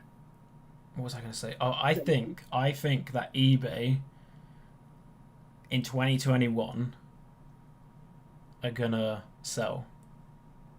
Sell eBay? What, to Amazon? I think so. Nope. I think they're gonna sell to Facebook. Do you reckon? Yup. I think Facebook is licking their lips looking at eBay. Because if you look at Facebook, right, they've got their marketplace, which is free, and then they've got ads and stuff like that on there. And when was it, like 6 months ago, they added eBay Store, which is like a pay monthly like store that you can get, and it's kind of like eBay, but I don't think many people have signed up to it. I think Facebook are going to put a bid in for eBay, and I think eBay is going to sell to Facebook. So it wouldn't surprise me if in a year's time we're all moaning that Facebook owns eBay and everything's going to change, and I don't know whether that's going to end up well for us. I don't think so. I really don't think so. And my reason I don't think Amazon will be allowed to buy eBay because they'll have it as monopoly. I think personally, I don't think they'll be allowed to do that. eBay have put so much into it this year, and they've got so much out of it. Obviously, with the advertising, they've killed it with the advertising. People really jumped on their reselling wagon, and reselling on eBay has grown massive. And what happens if that goes down? Well, so you're thinking they're selling it while it's at a high price? Yeah. I can see that, but I don't see them selling it to Facebook. Facebook has to sell WhatsApp and Instagram. What happens if Facebook put WhatsApp and Instagram into a second company, like Google did the Alphabet split? They split it away from Google so they could have more companies.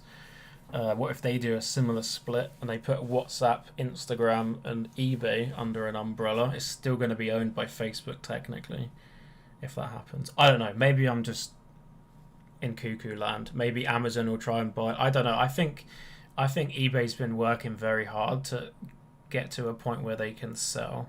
I think eBay are a bit silly to cut the PayPal like the way they have, especially now PayPal's gone off and got their big contract with PS5.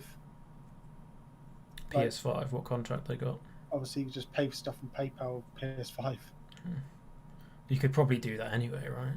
Yeah, but they've advertised it massively. I mean, they probably would have done that regardless of whether they were still under eBay or not. More chance Amazon will buy eBay and make Amazon new items only and eBay for pre-owned only. No, I don't see that happening. No. Amazon doesn't need to do that. Like, yeah, that's also another thing that I'll probably move on to next year. If I am going to carry on with gaming stuff, I'm going to probably look at opening an Amazon. Facebook ruin everything. Facebook ruin everything. Apparently, I agree. I think Facebook ruined Facebook about 7 years ago. So yeah. eBay own paper, not anymore. That ended what, like 4 years ago? 3-4 years ago. They split away from that. Yeah. Any questions in chat? How much longer do you want to run for? We can answer some questions if you still got time. Yeah, answer questions. Let's crack on. Yeah. Any questions, guys? Because we've exhausted our preset questions. Thank you everyone for the likes, by the way. I appreciate it. We got 25 likes already on the stream. We've had a consistent 60 to 70 people today, so that's awesome for our first one. Nick and Andrew are still live. Yep. Don't be like, oh, they might be finished. No, they split, but they still own paper. I don't think they do. No, I could be wrong, but I think they sold paper. Favorite bolo? What's your favorite bolo? The one that earns me the most money. I don't think I have a favorite bolo. I hate... Can we just go into the fact that the word bolo is awful? I hate it. And we should change it to something else. It sounds like an intestinal disease. Like, oh, doctor, I've got a case of the bolo. Botlo.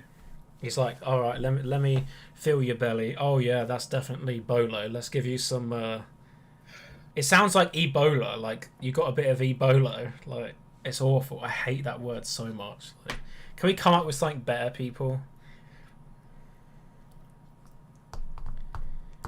Favorite bolo. I'm saying it now. I hate that word so much. Favorite thing to look out for. Okay. Obviously, gaming bundles. I think at the moment it's Pokemon cards. Camera lenses, if you know what you're looking out for. Yeah. What's your 90 days total? I'll do a video on that later next week if you want to see it. How has the second lockdown affected reselling compared to the first? Hard to get items, harder to sell. Lockdown 1 was like everything sold off real fast. No one knew what was going on. No one knew how long it was going to last. Everyone was buying games, consoles, blah, blah, blah. I sold like 80% of my stock within like a month. Second one, just regular, plodded through it. Nothing really. The second one was easier to source through though, I would say. Yeah, I'd say it's easier to source through, but it's harder sales. Yeah, lockdown 1, no one wanted anyone coming to their house to pick stuff up for like the first 3 or 4 months. It was kind of like dead. I feel I really thrived in that first lockdown. I was sending these to people's houses to pick stuff up for me. Paying cost. Like, that's how profitable game console bundles were. I'd pay taxis to go and pick stuff up for me. eBay sold PayPal to subdivision of eBay for 1.5 billion. What's the most popular items that sell the quickest? Why would they sell it to a subdivision and keep it? That makes no sense. So I haven't actually got any items that sell the quickest. Probably Minecraft, the video game. Stuff that sells the quickest. Oh yeah, Minecraft sells overnight. Yeah, so I literally put mine up for £25, and that's a very high price, and it's never in stock. I've never got any left. Is this going to be a regular feature? Yeah, every Sunday as long as Joe's available. Yeah, sweet. Do you list only on eBay or other platforms do you sell on? I put my gaming bundles on Facebook as well. They get a lot of attention over there. Other than that, I sell on Etsy at the moment. I have my Flip and Sloth pins on 50% off discount. This is a nice segue. If anyone would like a Flip and Sloth pin, they're on sale for 50% off on the Etsy account. I did have one here somewhere, but I can't find it. But I would show you, but I don't have it on me. Yeah, I sell on Etsy sometimes. Other than that, just eBay right now. I did used to sell on like Spock and Gumtree and stuff, but it's just so much hassle. How good's Etsy? Etsy's good for if you've got like vintage stuff. Cookie and Hayden in the house. Welcome. I find Etsy is good if you have the handcrafted stuff. If you can pick up handcrafted stuff, like I picked up a load of knitted door stoppers. They were like £1.50 each, and they're selling on Etsy for like £15. They love that kind of stuff. I know someone in the Discord whose wife started a candle making business. Like she buys the pots and the wax, she melts them into the pots, puts scents in. So they smell nice, and she sells them on there. And her business is like growing pretty nicely, as far as I can tell. So Etsy can be good. You just have to know what people like over there. I have got my marbles on Etsy because apparently they sell for £6 each on there. They're really old vintage. I can't remember. Like, you had clay marbles, didn't you? Clay marbles. They're on Etsy, but not a single one have sold. Gumtree. Sorry, Gumtree was okay around here. Now it's full of time wasters. Yeah, that I don't bother with it anymore. I use Gumtree and Spock for like buying stuff rather than selling stuff. To be honest, what was you saying? Sorry. I got one here, a question here from me. Do I miss chefing, and how's full-time reselling? Full-time reselling's lonely. Yeah, I do miss chefing, 100%. I miss the company of actual human beings. Like Stacey's definitely not human. You met him? What is he, an alien? No, he's crazy. He's crazy. Loving the bits, but or is he going to kill you one day and steal your business? Maybe, yeah. I offered to sell it to him the other day. Why? Yeah, because I was just like, do you know what? Let's go find a job. Do you want to bomb up a business? I'm afraid to tell you, your business isn't worth anything. Well, when a Pokemon. I mean, it's worth the stock that you have in it. That's about it. Yeah. I offered it to sell it to him for 50% of the stock value. Yeah. But obviously, that would have also come with the eBay and the YouTube. You guys could have had Stacey instead of me. But I didn't do it. It would have been a much better channel. I sell mostly on eBay, also on Grailed. Poshmark and Mercury. Okay, so you're from the US, yeah. I really want to get Mercury here and Poshmark. They seem pretty good. Although Poshmark's basically the same as Depop, I think. The way it's all like it sounds like a social platform where you have to follow people and you have to like boost your items and stuff. And I don't think that social selling sites are going to last very long, because it's like the first come. It's like a pyramid scheme. Like if you're first in the door, you get all of the popularity behind you, and then everyone else that joins after just like kind of like pawning off the top people, and it just doesn't work very well in my opinion. Like if you try and get into Depop now, like you ain't getting a sale for like 3 months. I think Depop is just savage. I really do think Depop isn't all it's cracked up to be. I did try Depop when I first started, and I listed a lot onto Depop. I think like I got up to 200 items on there at one point, and I only ever sold one pair of trainers. So I come off, and I was competitive with my prices. I wasn't like over the top. I was a little bit under, which I would suggest if you're new, you should always be aiming at the lower prices, because you want to get your sales, get your reputation up before you. I mean, when I hit over 1,000, I could pretty much 1,000 feedback. I could pretty much ask for the top price and everything I got. But until then, you should see if you could run a charity shop for a week. I've already said this, mate. I would love to go into a charity shop and run it as the manager for a week, and see if I could sell more stuff, because I bet I could. I think I'd struggle. I think because if I could dedicate a week to a charity shop that has good footfall, I'd love to do that. But obviously, knowing the prices, what everything sells for, would it not hurt you seeing some of the stuff going out the door for like 10% of its eBay value? No. No. I think I'd love to do that. I'd be like, right, everything's 50% off, massive sign in the window, queue down the street of like 300 people, advertise it on Facebook. Mate, 50% off of the charity shop, come now, sell out the whole shop in one day, get promoted to like top dog in the charity, earning like 3 million a year. Like completely like roll it out over every charity shop that they own. Oh, mate.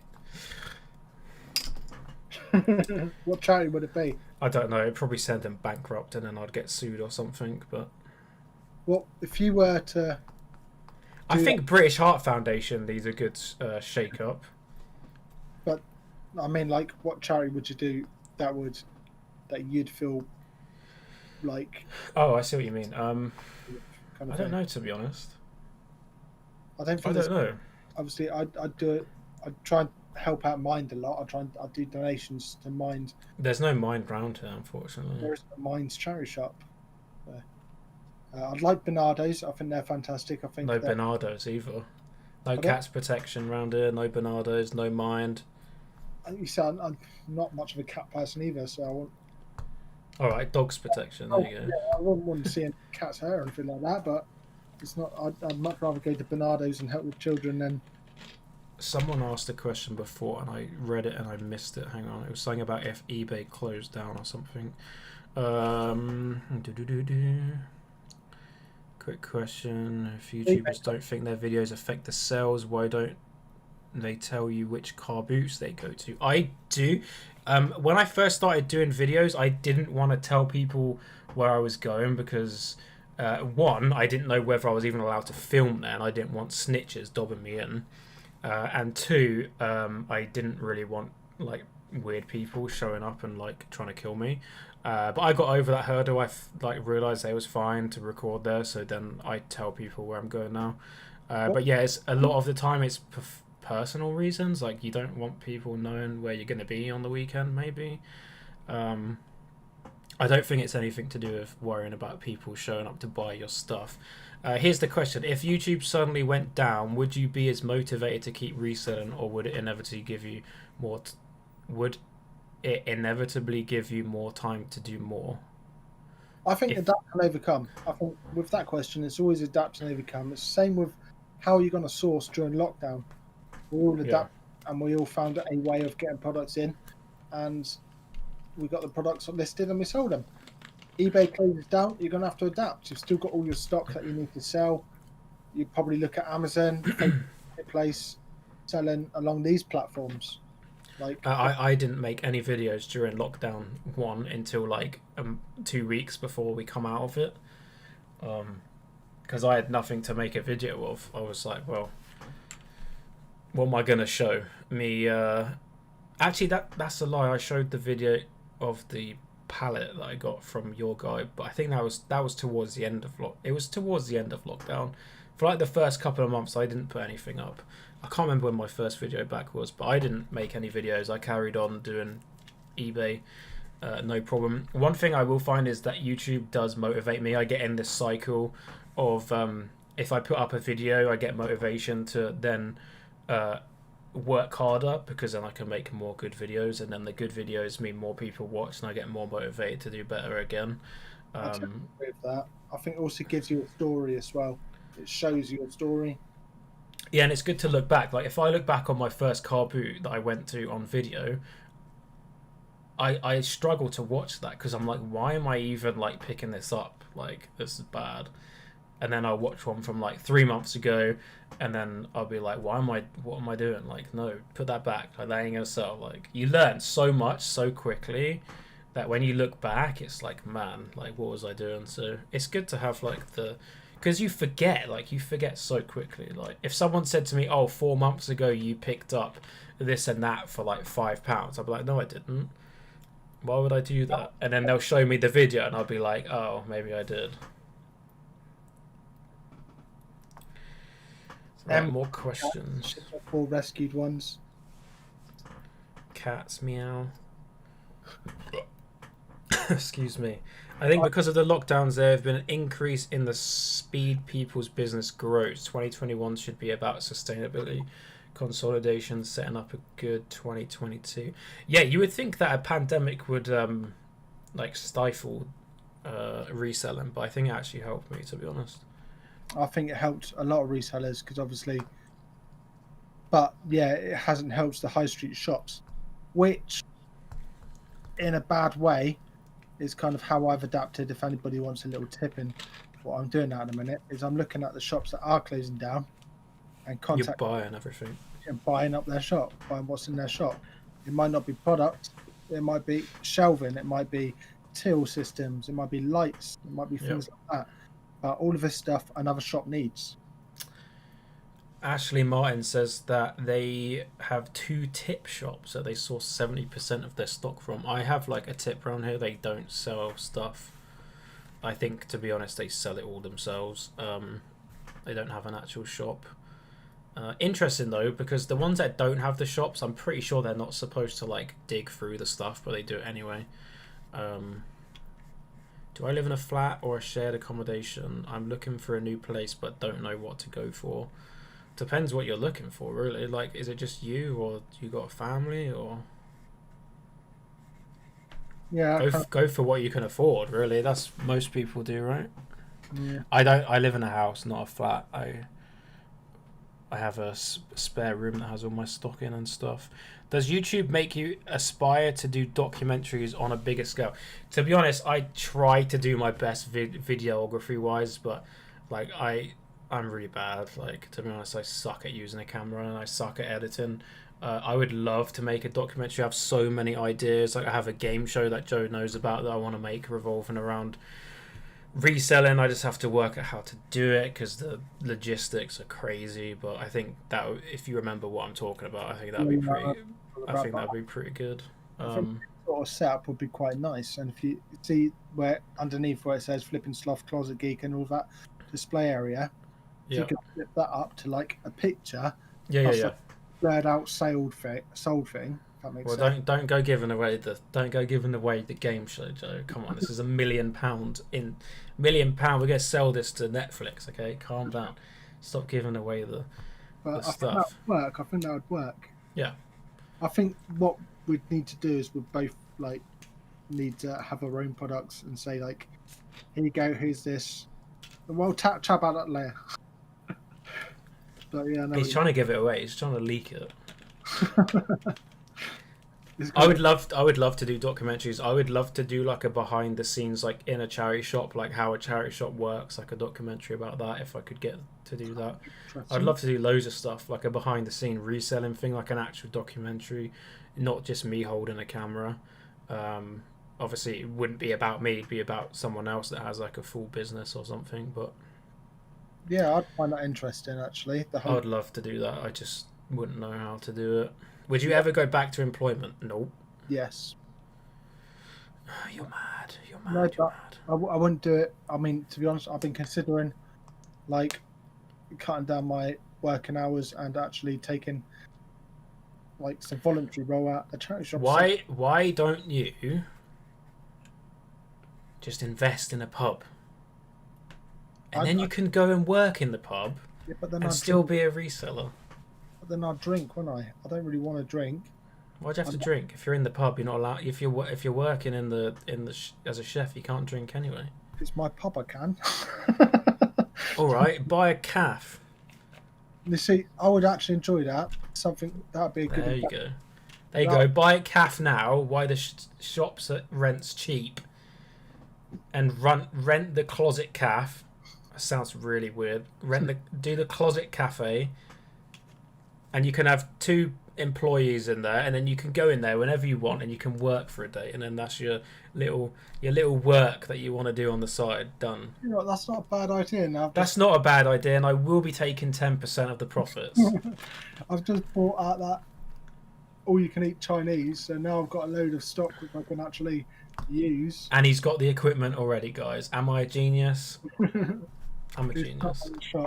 And then, but what I do plan to do, obviously, like I said, I'm closing for a couple of months eBay, but I'm not closing my YouTube. But I'm probably going to lose loads of subscribers for this. But what I'm pretty much going to do over the next couple of months is build a calf. No, like go fishing and film myself fishing, and just do stuff what I actually really enjoy doing as well, because it is my channel. And just share what I actually enjoy doing, like I've done with the boxing. I've shared some of my boxing on the channel. The closet fisher. Closet fisher. Catching a trout. Crikey. You should just reel in like a video game and be like, hey, £4.50.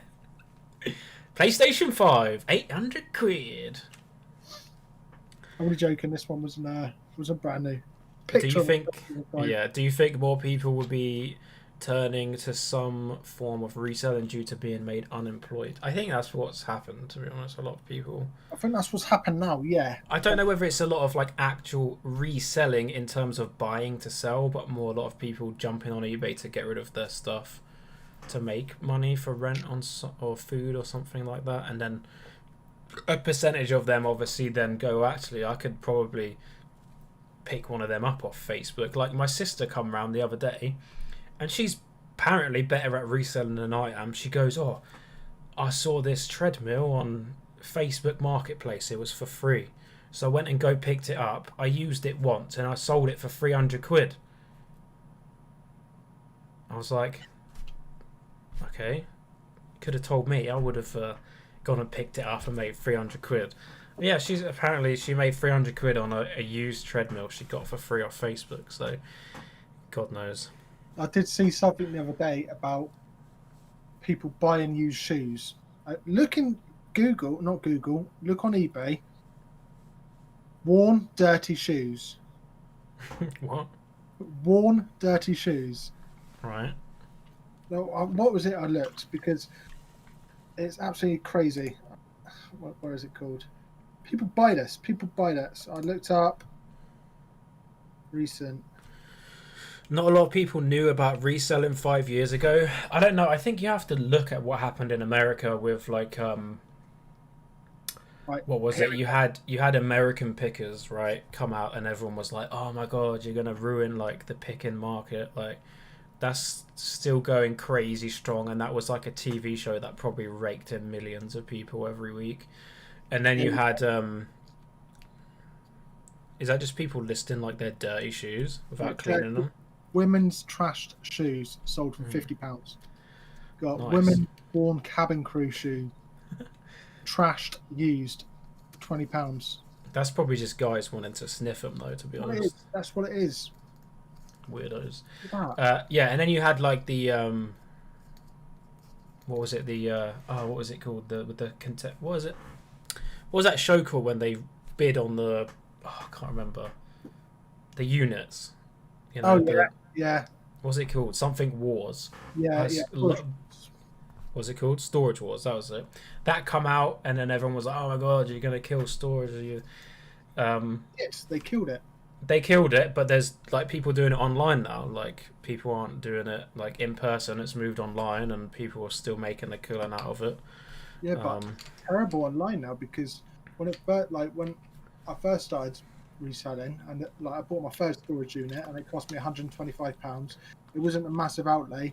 It was a big risk for me because obviously you can only see a few pictures. I made thousands on that, and I kept the sofas are gorgeous and they're worth 700 quid each. I made so much money on that first storage unit. I was like, great, let's do another one. I did another one, and I broke even on the second one, so I didn't make a lot of money. In fact, I lost money. There's a couple of nice bits in there, a bit of gold, but nothing great. And then I've been looking to buy another storage unit. You can't get one. There's none around here. I can't find anywhere that does it around here. Like there's places around me. I can travel to go and collect them, but you're not going to get a decent one. Not for less than 700 quid. Yep. Definitely seeing more resellers in charity shops. They usually have backpacks and scanning stuff. To be honest, I wear a backpack, but I don't scan stuff in charity shops. Very rare. I don't scan anymore because I'm always filming. Tell a lie, I scanned FIFA the other day because I forgot which year it was. That was a good one, and they had like loads of them. They had like loads of 2015s, and I was like, oh, if that's the good one, that's like 20 quid. I'll get all them. But it wasn't, and that was the only thing I scanned. 2016 is worth a £5. 2017 is worth 10. It's different though on the 360 and PlayStation, though, not the years are different. I think PlayStation, it's the same years, but they just sell quicker. Okay. Where do you want to be next year in your businesses as in growth? I want to get up to £150 a day average. At least. I'm close to 100 right now. I'm close to 100. That's average. So obviously, average is different to like having it every single day. So like with average, you could get like a £50 day, and then like £320 days, and then like £180 day. Average is that 100. Not actually. I want to get 100 every day. Although, with the way it's going, it's probably gonna be over 100 a day pretty soon anyway. Like guaranteed, pretty much. You're probably way over 100 a day anyway, aren't you? Yeah, I'm kind of at the point where I need to take a break for VAT reasons as well. So I'm at that point. But I don't know what my average day is. I don't know, like probably closer to 300. Delboy has some Russian VCR. See, if you're getting to the point where you're hitting thresholds for VAT, you need to start going for higher return items instead. No, see, that's the thing, because it is higher return items. So obviously, I try and base my thing on at least double up. Obviously, that was with games consoles. It was, you know, I go from spend £50 on a console bundle, I'd want £100 for it. But now I'm doing the like house clearance stuff. Yep. You're getting a way bigger return on that. Like I got one of my boxes, surprise boxes, paid a £5 for each box. In one of the boxes, it had a tub full of coins which had a gold sovereign in. That's 400 quid. Got a vase in there which I researched, and that's worth 450 quid. Like, this is all out of one box, which was a fiver. Absolutely crazy. So obviously, them sort of things are still in stock, and they're not lowering the price because I'd rather just keep them in there for a bit longer. But yeah, that's true. I kind of spend so much money on stock. I do buy a lot of stock. I'm at the point where I'm piled up with a lot of stock. I've got a place to keep it. I'm happy to sit on it.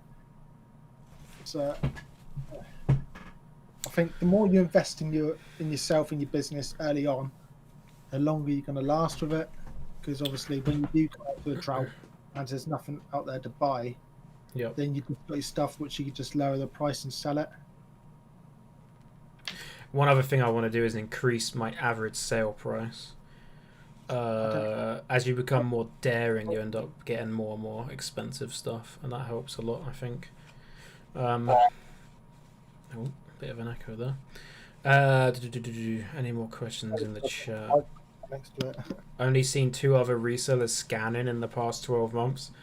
I know like 3 or 4 people guaranteed resellers around here that I know of. One guy just buys clothing. He's like a young kid. He's maybe like 18 or something. He buys all the retro clothing. It's really annoying because he always is leaving the shop as I'm going in. It's like, damn you. Every time I see us, like, got a backpack of like stuff. I was like, beat you up. Grab your stuff. I'm joking. I wouldn't do that. This website says you're averaging 3 sales a day, less than £50. Sorry, but I don't watch Liars. Okay. Yeah.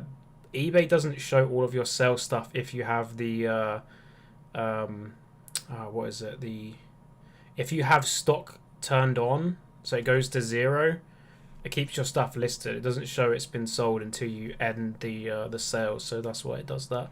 But you're more than welcome to unsubscribe and leave if you want, unless you're talking about Joe, in which case he's definitely earning more than that. Do you guys plan on taking driving lessons in 2021? You've already got, well, you got your license taken away from you, didn't you, for medical reasons? Yeah, I had a seizure. Yeah, I haven't done my thing yet. I will probably do mine in 2021 if I can. Well, I can do it in 2021, as whether I do it or not.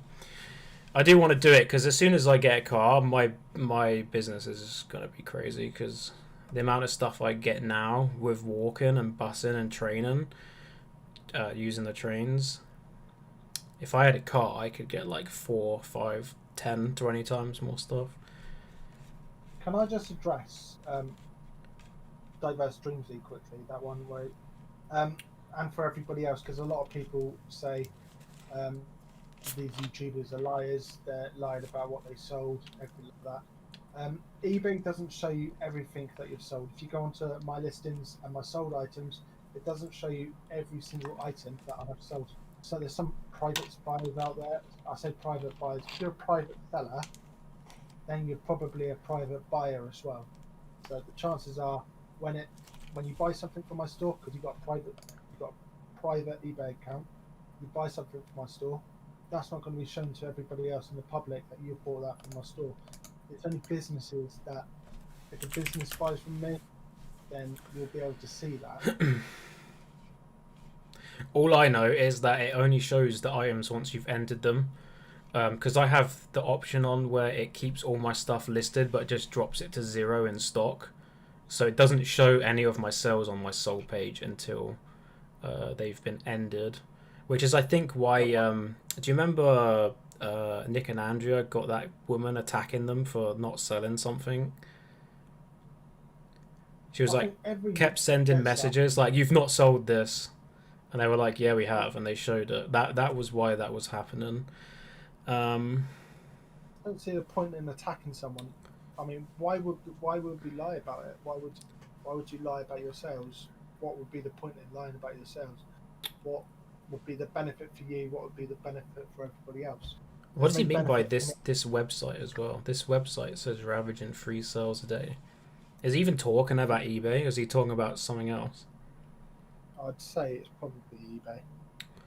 I don't know. So I can go on to see what you sold yesterday, but I can only see what you sold to. Yeah, I had someone message me like a month ago. There was like, you showed that you sold this on eBay, but it's not showing up in your sold. So I actually checked my solds, and it said I hadn't sold something for like 2 months. I was like, well, if I've not sold something for 2 months, I'm terrible at my job. I think, you know... losing sound? What does that mean? Might be me. I think you moved your mic. I did move my mic. Is that better? I thought you said you had a really expensive mic. I do, but I don't use it because I don't know how to work it. What do you have? Like a Yeti or something? No, something like that. It's something I got for my birthday. It's a present from family. Okay, I'll help you sort that out later. I really enjoyed this chat tonight, lads. Been informative, educational. Anyone not in the Discord, you definitely should be joining. Yep, I agree. Link is in. Actually, you know, I can pin stuff, and I forgot to do it. It's a bit late now, but if I can pin this message, so it's always there. Just like a little contact book for the helpers. Instead of like messaging a specific person, say how much is this worth, you can put up in that Discord with a picture and just say, guys, anybody seen this before? How much is it worth? People will tell you. People are helpful.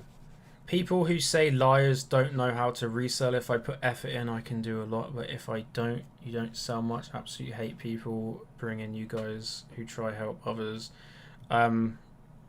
I mean, if he told me that I was only earning £50 a day, like maybe like 2.5 months ago, that would have been true. Would have been true. Unfortunately for him, I am earning a bit more than that right now, so that is not true. And I'm definitely selling more than 3. My average sales per day is like 9 or 10. 8, 9, 10, something like that. And to be honest, I've actually been having a few dead days recently. I'm not gonna lie.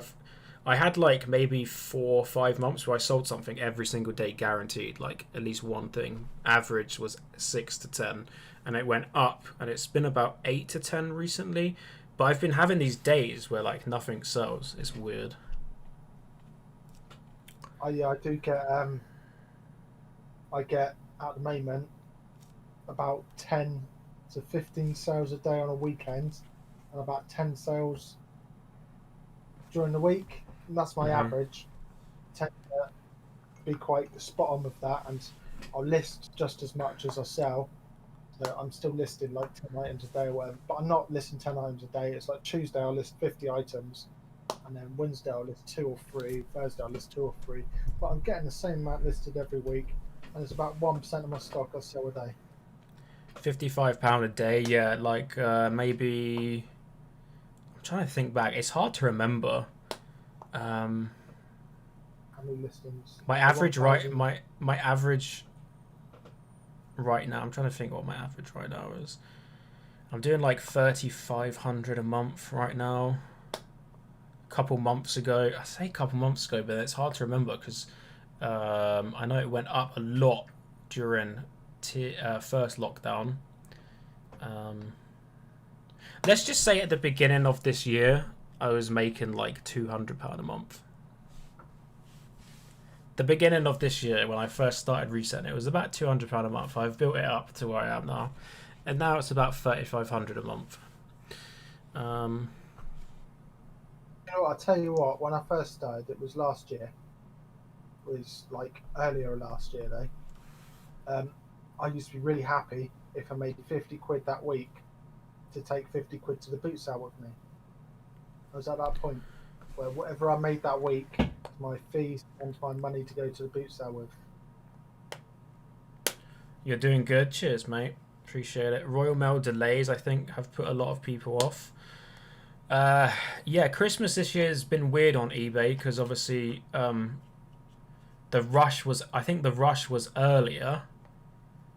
Yeah. The rush was earlier because obviously we were in like the second lockdown. People were buying and they didn't think that the shops were going to reopen. So the rush happened way earlier, whereas it would normally happen a bit later online and in shops.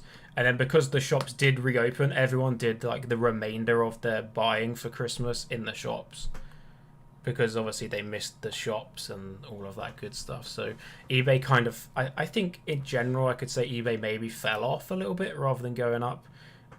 Excuse me, like the last couple of weeks. How do you find out your sale price?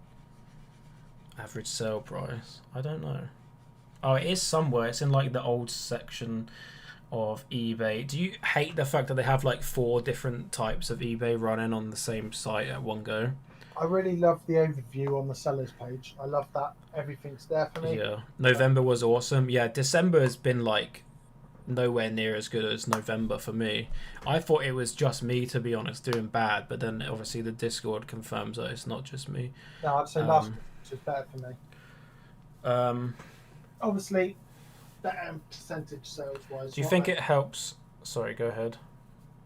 Just better in percentage sales. So like, I'd sell like 20% of my stock last year, whereas this year I'm still only selling 1% of my stock, kind of thing. Yeah, but you also have much more stock this year.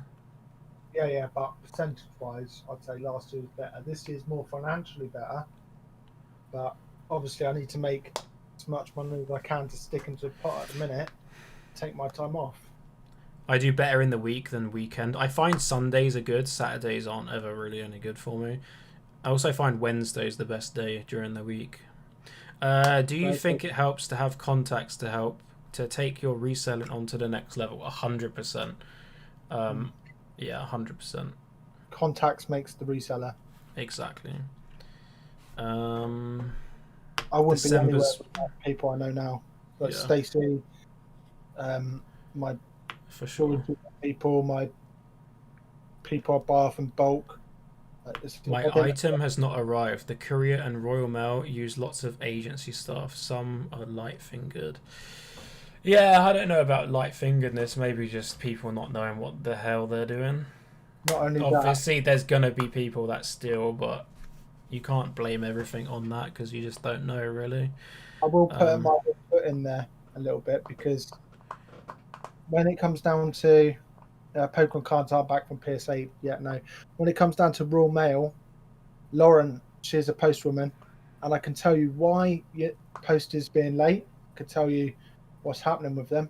They have a set number of vans. Okay, let's just say each office has 20 vans. Each office also has 50 postal workers, 50 people that go out to do the post. 10 of them would be able to walk away from the postal office, the depot, and do their post. 10 of them would be able to take the vans, because they're not allowed to van share due to COVID. 10 of them can take the vans.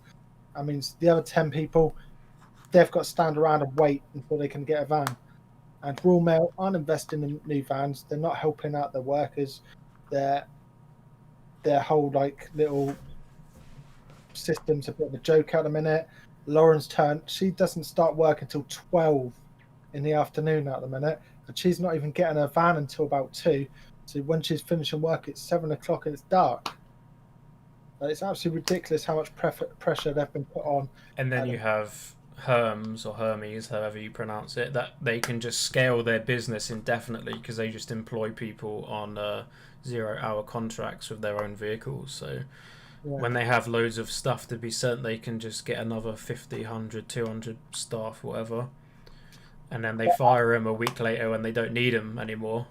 Whereas Royal Mail can't do that. So, well, they do, because Royal Mail do take on Christmas casuals as well. But at the moment, as a reseller, I'm sending. Not only is it cheaper to send through Hermes because of the half price on the backlink. Oh yeah. It cost me £1.50 to send a parcel under a kilo. Dirt cheap at the moment, and £3 to send a console. So everything's going through Hermes. Hermes have really picked up the slack, and they're pretty much doing what UPS were doing, where you take it to the post office and it's delivered the next day. They're quick at the minute. They're very quick at the minute. Yeah. Damn, I'm late. Yeah, 2 hours late, mate. Just 120 minutes late. We've been going for 2 hours. Crazy. Yeah, 2 hours. It's gone quick. Right, I'll probably do like another 5-10 minutes and then we'll have to call it a day because I don't want to be going for like 3 hours because we'll look back in a minute, it'll be 3 hours. So, any more questions before we head off, guys? See if I can find anything in the chat. We need a lockdown now to get the COVID low so car boots can be running. Mate, I don't think lockdowns help at all, to be honest. I think people took the first lockdown seriously. It dropped. It done really well. Second lockdown, they're like, oh, we have to do this again. And people just didn't take it that seriously. And then the whole promise of a 5-day Christmas for everyone, then he took that promise away. And now you get a 1-day Christmas.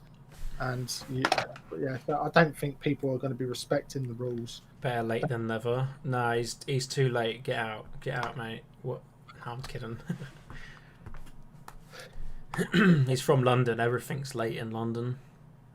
Everything's going to be locked in London, isn't it? Yeah, you're not allowed to travel. I was supposed to go into tier 3, and they was like, "Nah, mate, you're in tier 4. No tier travel, 6. Nothing." It's like, what tier are you in at the minute? I'm in Surrey, so I'm in tier 4. Are you really? Oh, that's savage. We went from tier 2 to tier. They just made it up like on the spot. They were like, "Nah."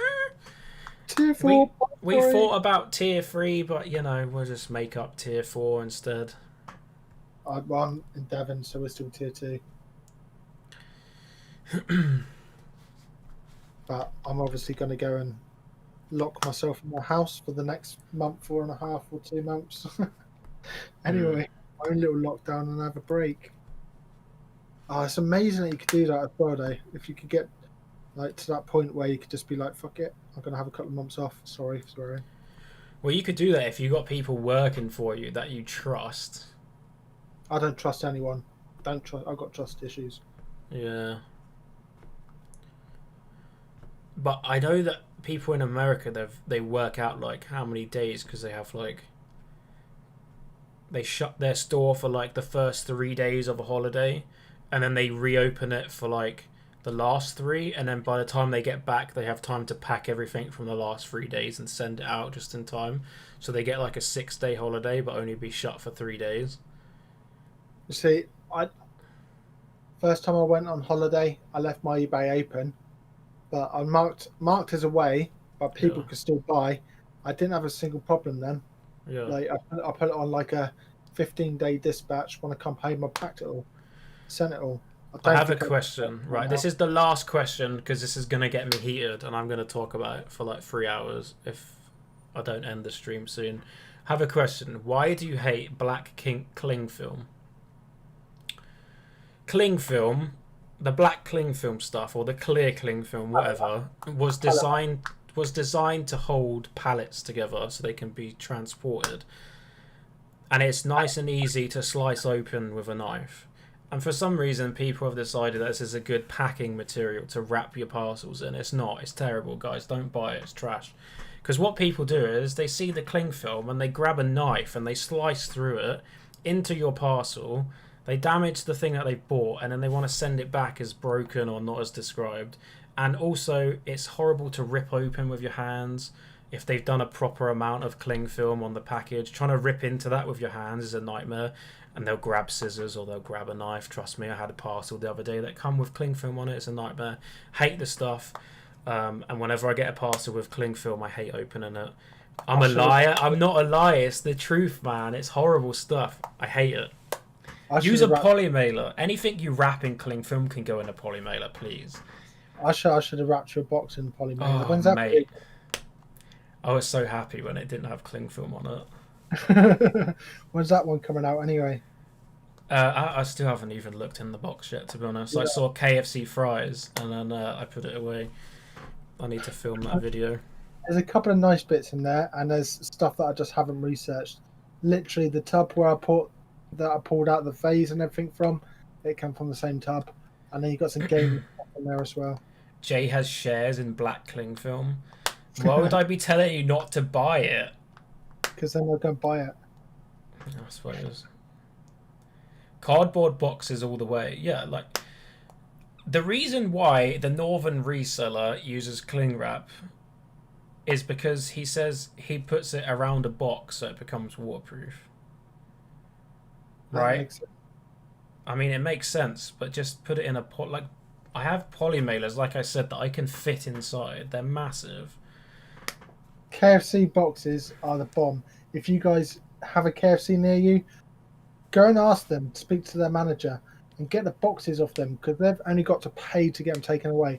And their boxes are a good sized box, and it's double thick, so it's double walled boxes, and they're just brilliant sizes. Obviously, you can't send them through like small parcel or anything like that, but if you send the stuff with Hermes, double thick, and they're brilliant. I ordered 150 boxes off eBay because I couldn't find any cheaper anywhere else at the time, and there was none like around going that were free. So I just ordered a bulk. I used my token that I get each month through eBay, and they sent them. Right, bearing in mind, right, this is eBay that's employed a company to sell the boxes for them, and they're a company that only sells packing supplies. And the way that they shipped me 150 boxes was a stack of 50 boxes wrapped in one layer of black cling film and not even taped. They put one wrap of black cling film around 50 boxes, stuck the label on it and sent it to me. Had rips in it everywhere. It was left out in the rain. It got completely soaked through. Ridiculous. And this, I sent them a message like, yo, you've packaged it like this, like what's this about? To be fair, they sent me replacements. They wrapped it in 2 layers of black cling film and they taped it. It still had holes in it. It was still wet. And I'm just here thinking, like, all you do is sell packing supplies. How do you not have a box that fits your boxes in that you're sending out? Like, how hard is it to get a box that fits other boxes in? Like, it made no sense. I was like, what? I buy my boxes by the 100 now as well. Yeah, it's so easy. Like, it's just so many in stock. A lot of my stuff doesn't even get put in a box. Like, I'll rip the box and I'll do like a card wrap instead. Because I can like reuse a box for like 3 parcels, and all I do is like bubble wrap and then do a card wrap, tape it into a poly mailer. It's protected by all 3 things then, and it's a lot smaller and more compact than if it was just in the box. Right, I think that's about it. Yeah. I think that's about it. We ended on 65 as well. Like, we went up a bit at the end as well. That's pretty cool. That's cool. We've had a concurrent viewership of 65 views on our first show. I think that's very impressive. So thank you, everybody. And we ended on 33 likes, 4 dislikes, which is actually pretty good. I'm happy with that. We need proof. Proof of what? The boxes downstairs are still wrapped in one layer of cling film. I've not taken. I'll take a photo, and I'll put it in the Discord. So if you want to see it, link to the Discord's pinned to the top of the chat. I will go take a photo, put it in the Discord. Like, they're downstairs right now. I'm not. Discord is not pinned to the chat. Just to the chat. Okay, yeah. So yeah. The top of the chat. Just click it, and the link's there. yeah, anyway, thank you everyone for watching today's show. Yes. I think Nick and Andrew must have just ended because our viewers is going up, or something like that. Yeah, if you haven't already, please do hit the subscribe button, drop a like. Same for Closet Geek. I'll put your link, actually. Shove your link in. Actually, I can't grab your link right now. It's literally on the chat. No, it's not. I don't have your link. Hang on. Type me into Google and you'll find it. Yeah, just type Closet Geek into YouTube and you'll find it. I'll have your link ready for next episode. Anyway, hopefully you've enjoyed the first Sunday of Sunday Spiel. Please don't forget to smash that thumbs up button on your way out as well. Yeah. I know everyone feels a bit funny about asking for that, but I really need the toilet right now, so we're going to have to end pretty soon before I flood the floor. Cheers, guys. Great live stream. Is it every Sunday? Hopefully, unless one of us has to do other things. So, yeah, we'll probably do like a post on the Saturday beforehand so everyone knows whether it's happening or not. We do want video ideas, like subject ideas, so do post them in the actual comments underneath after if you have one. Or in the Discord. Who doesn't like a good sized box? Okay, we're yeah, good. Time to end the stream.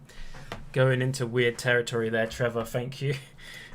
Cheers, everyone. We will see you guys next week. Have a good weekend. Have a good Christmas if we don't see you sooner.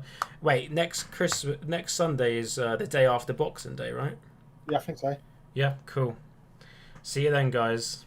Thanks for watching. Bye. Okay, bye.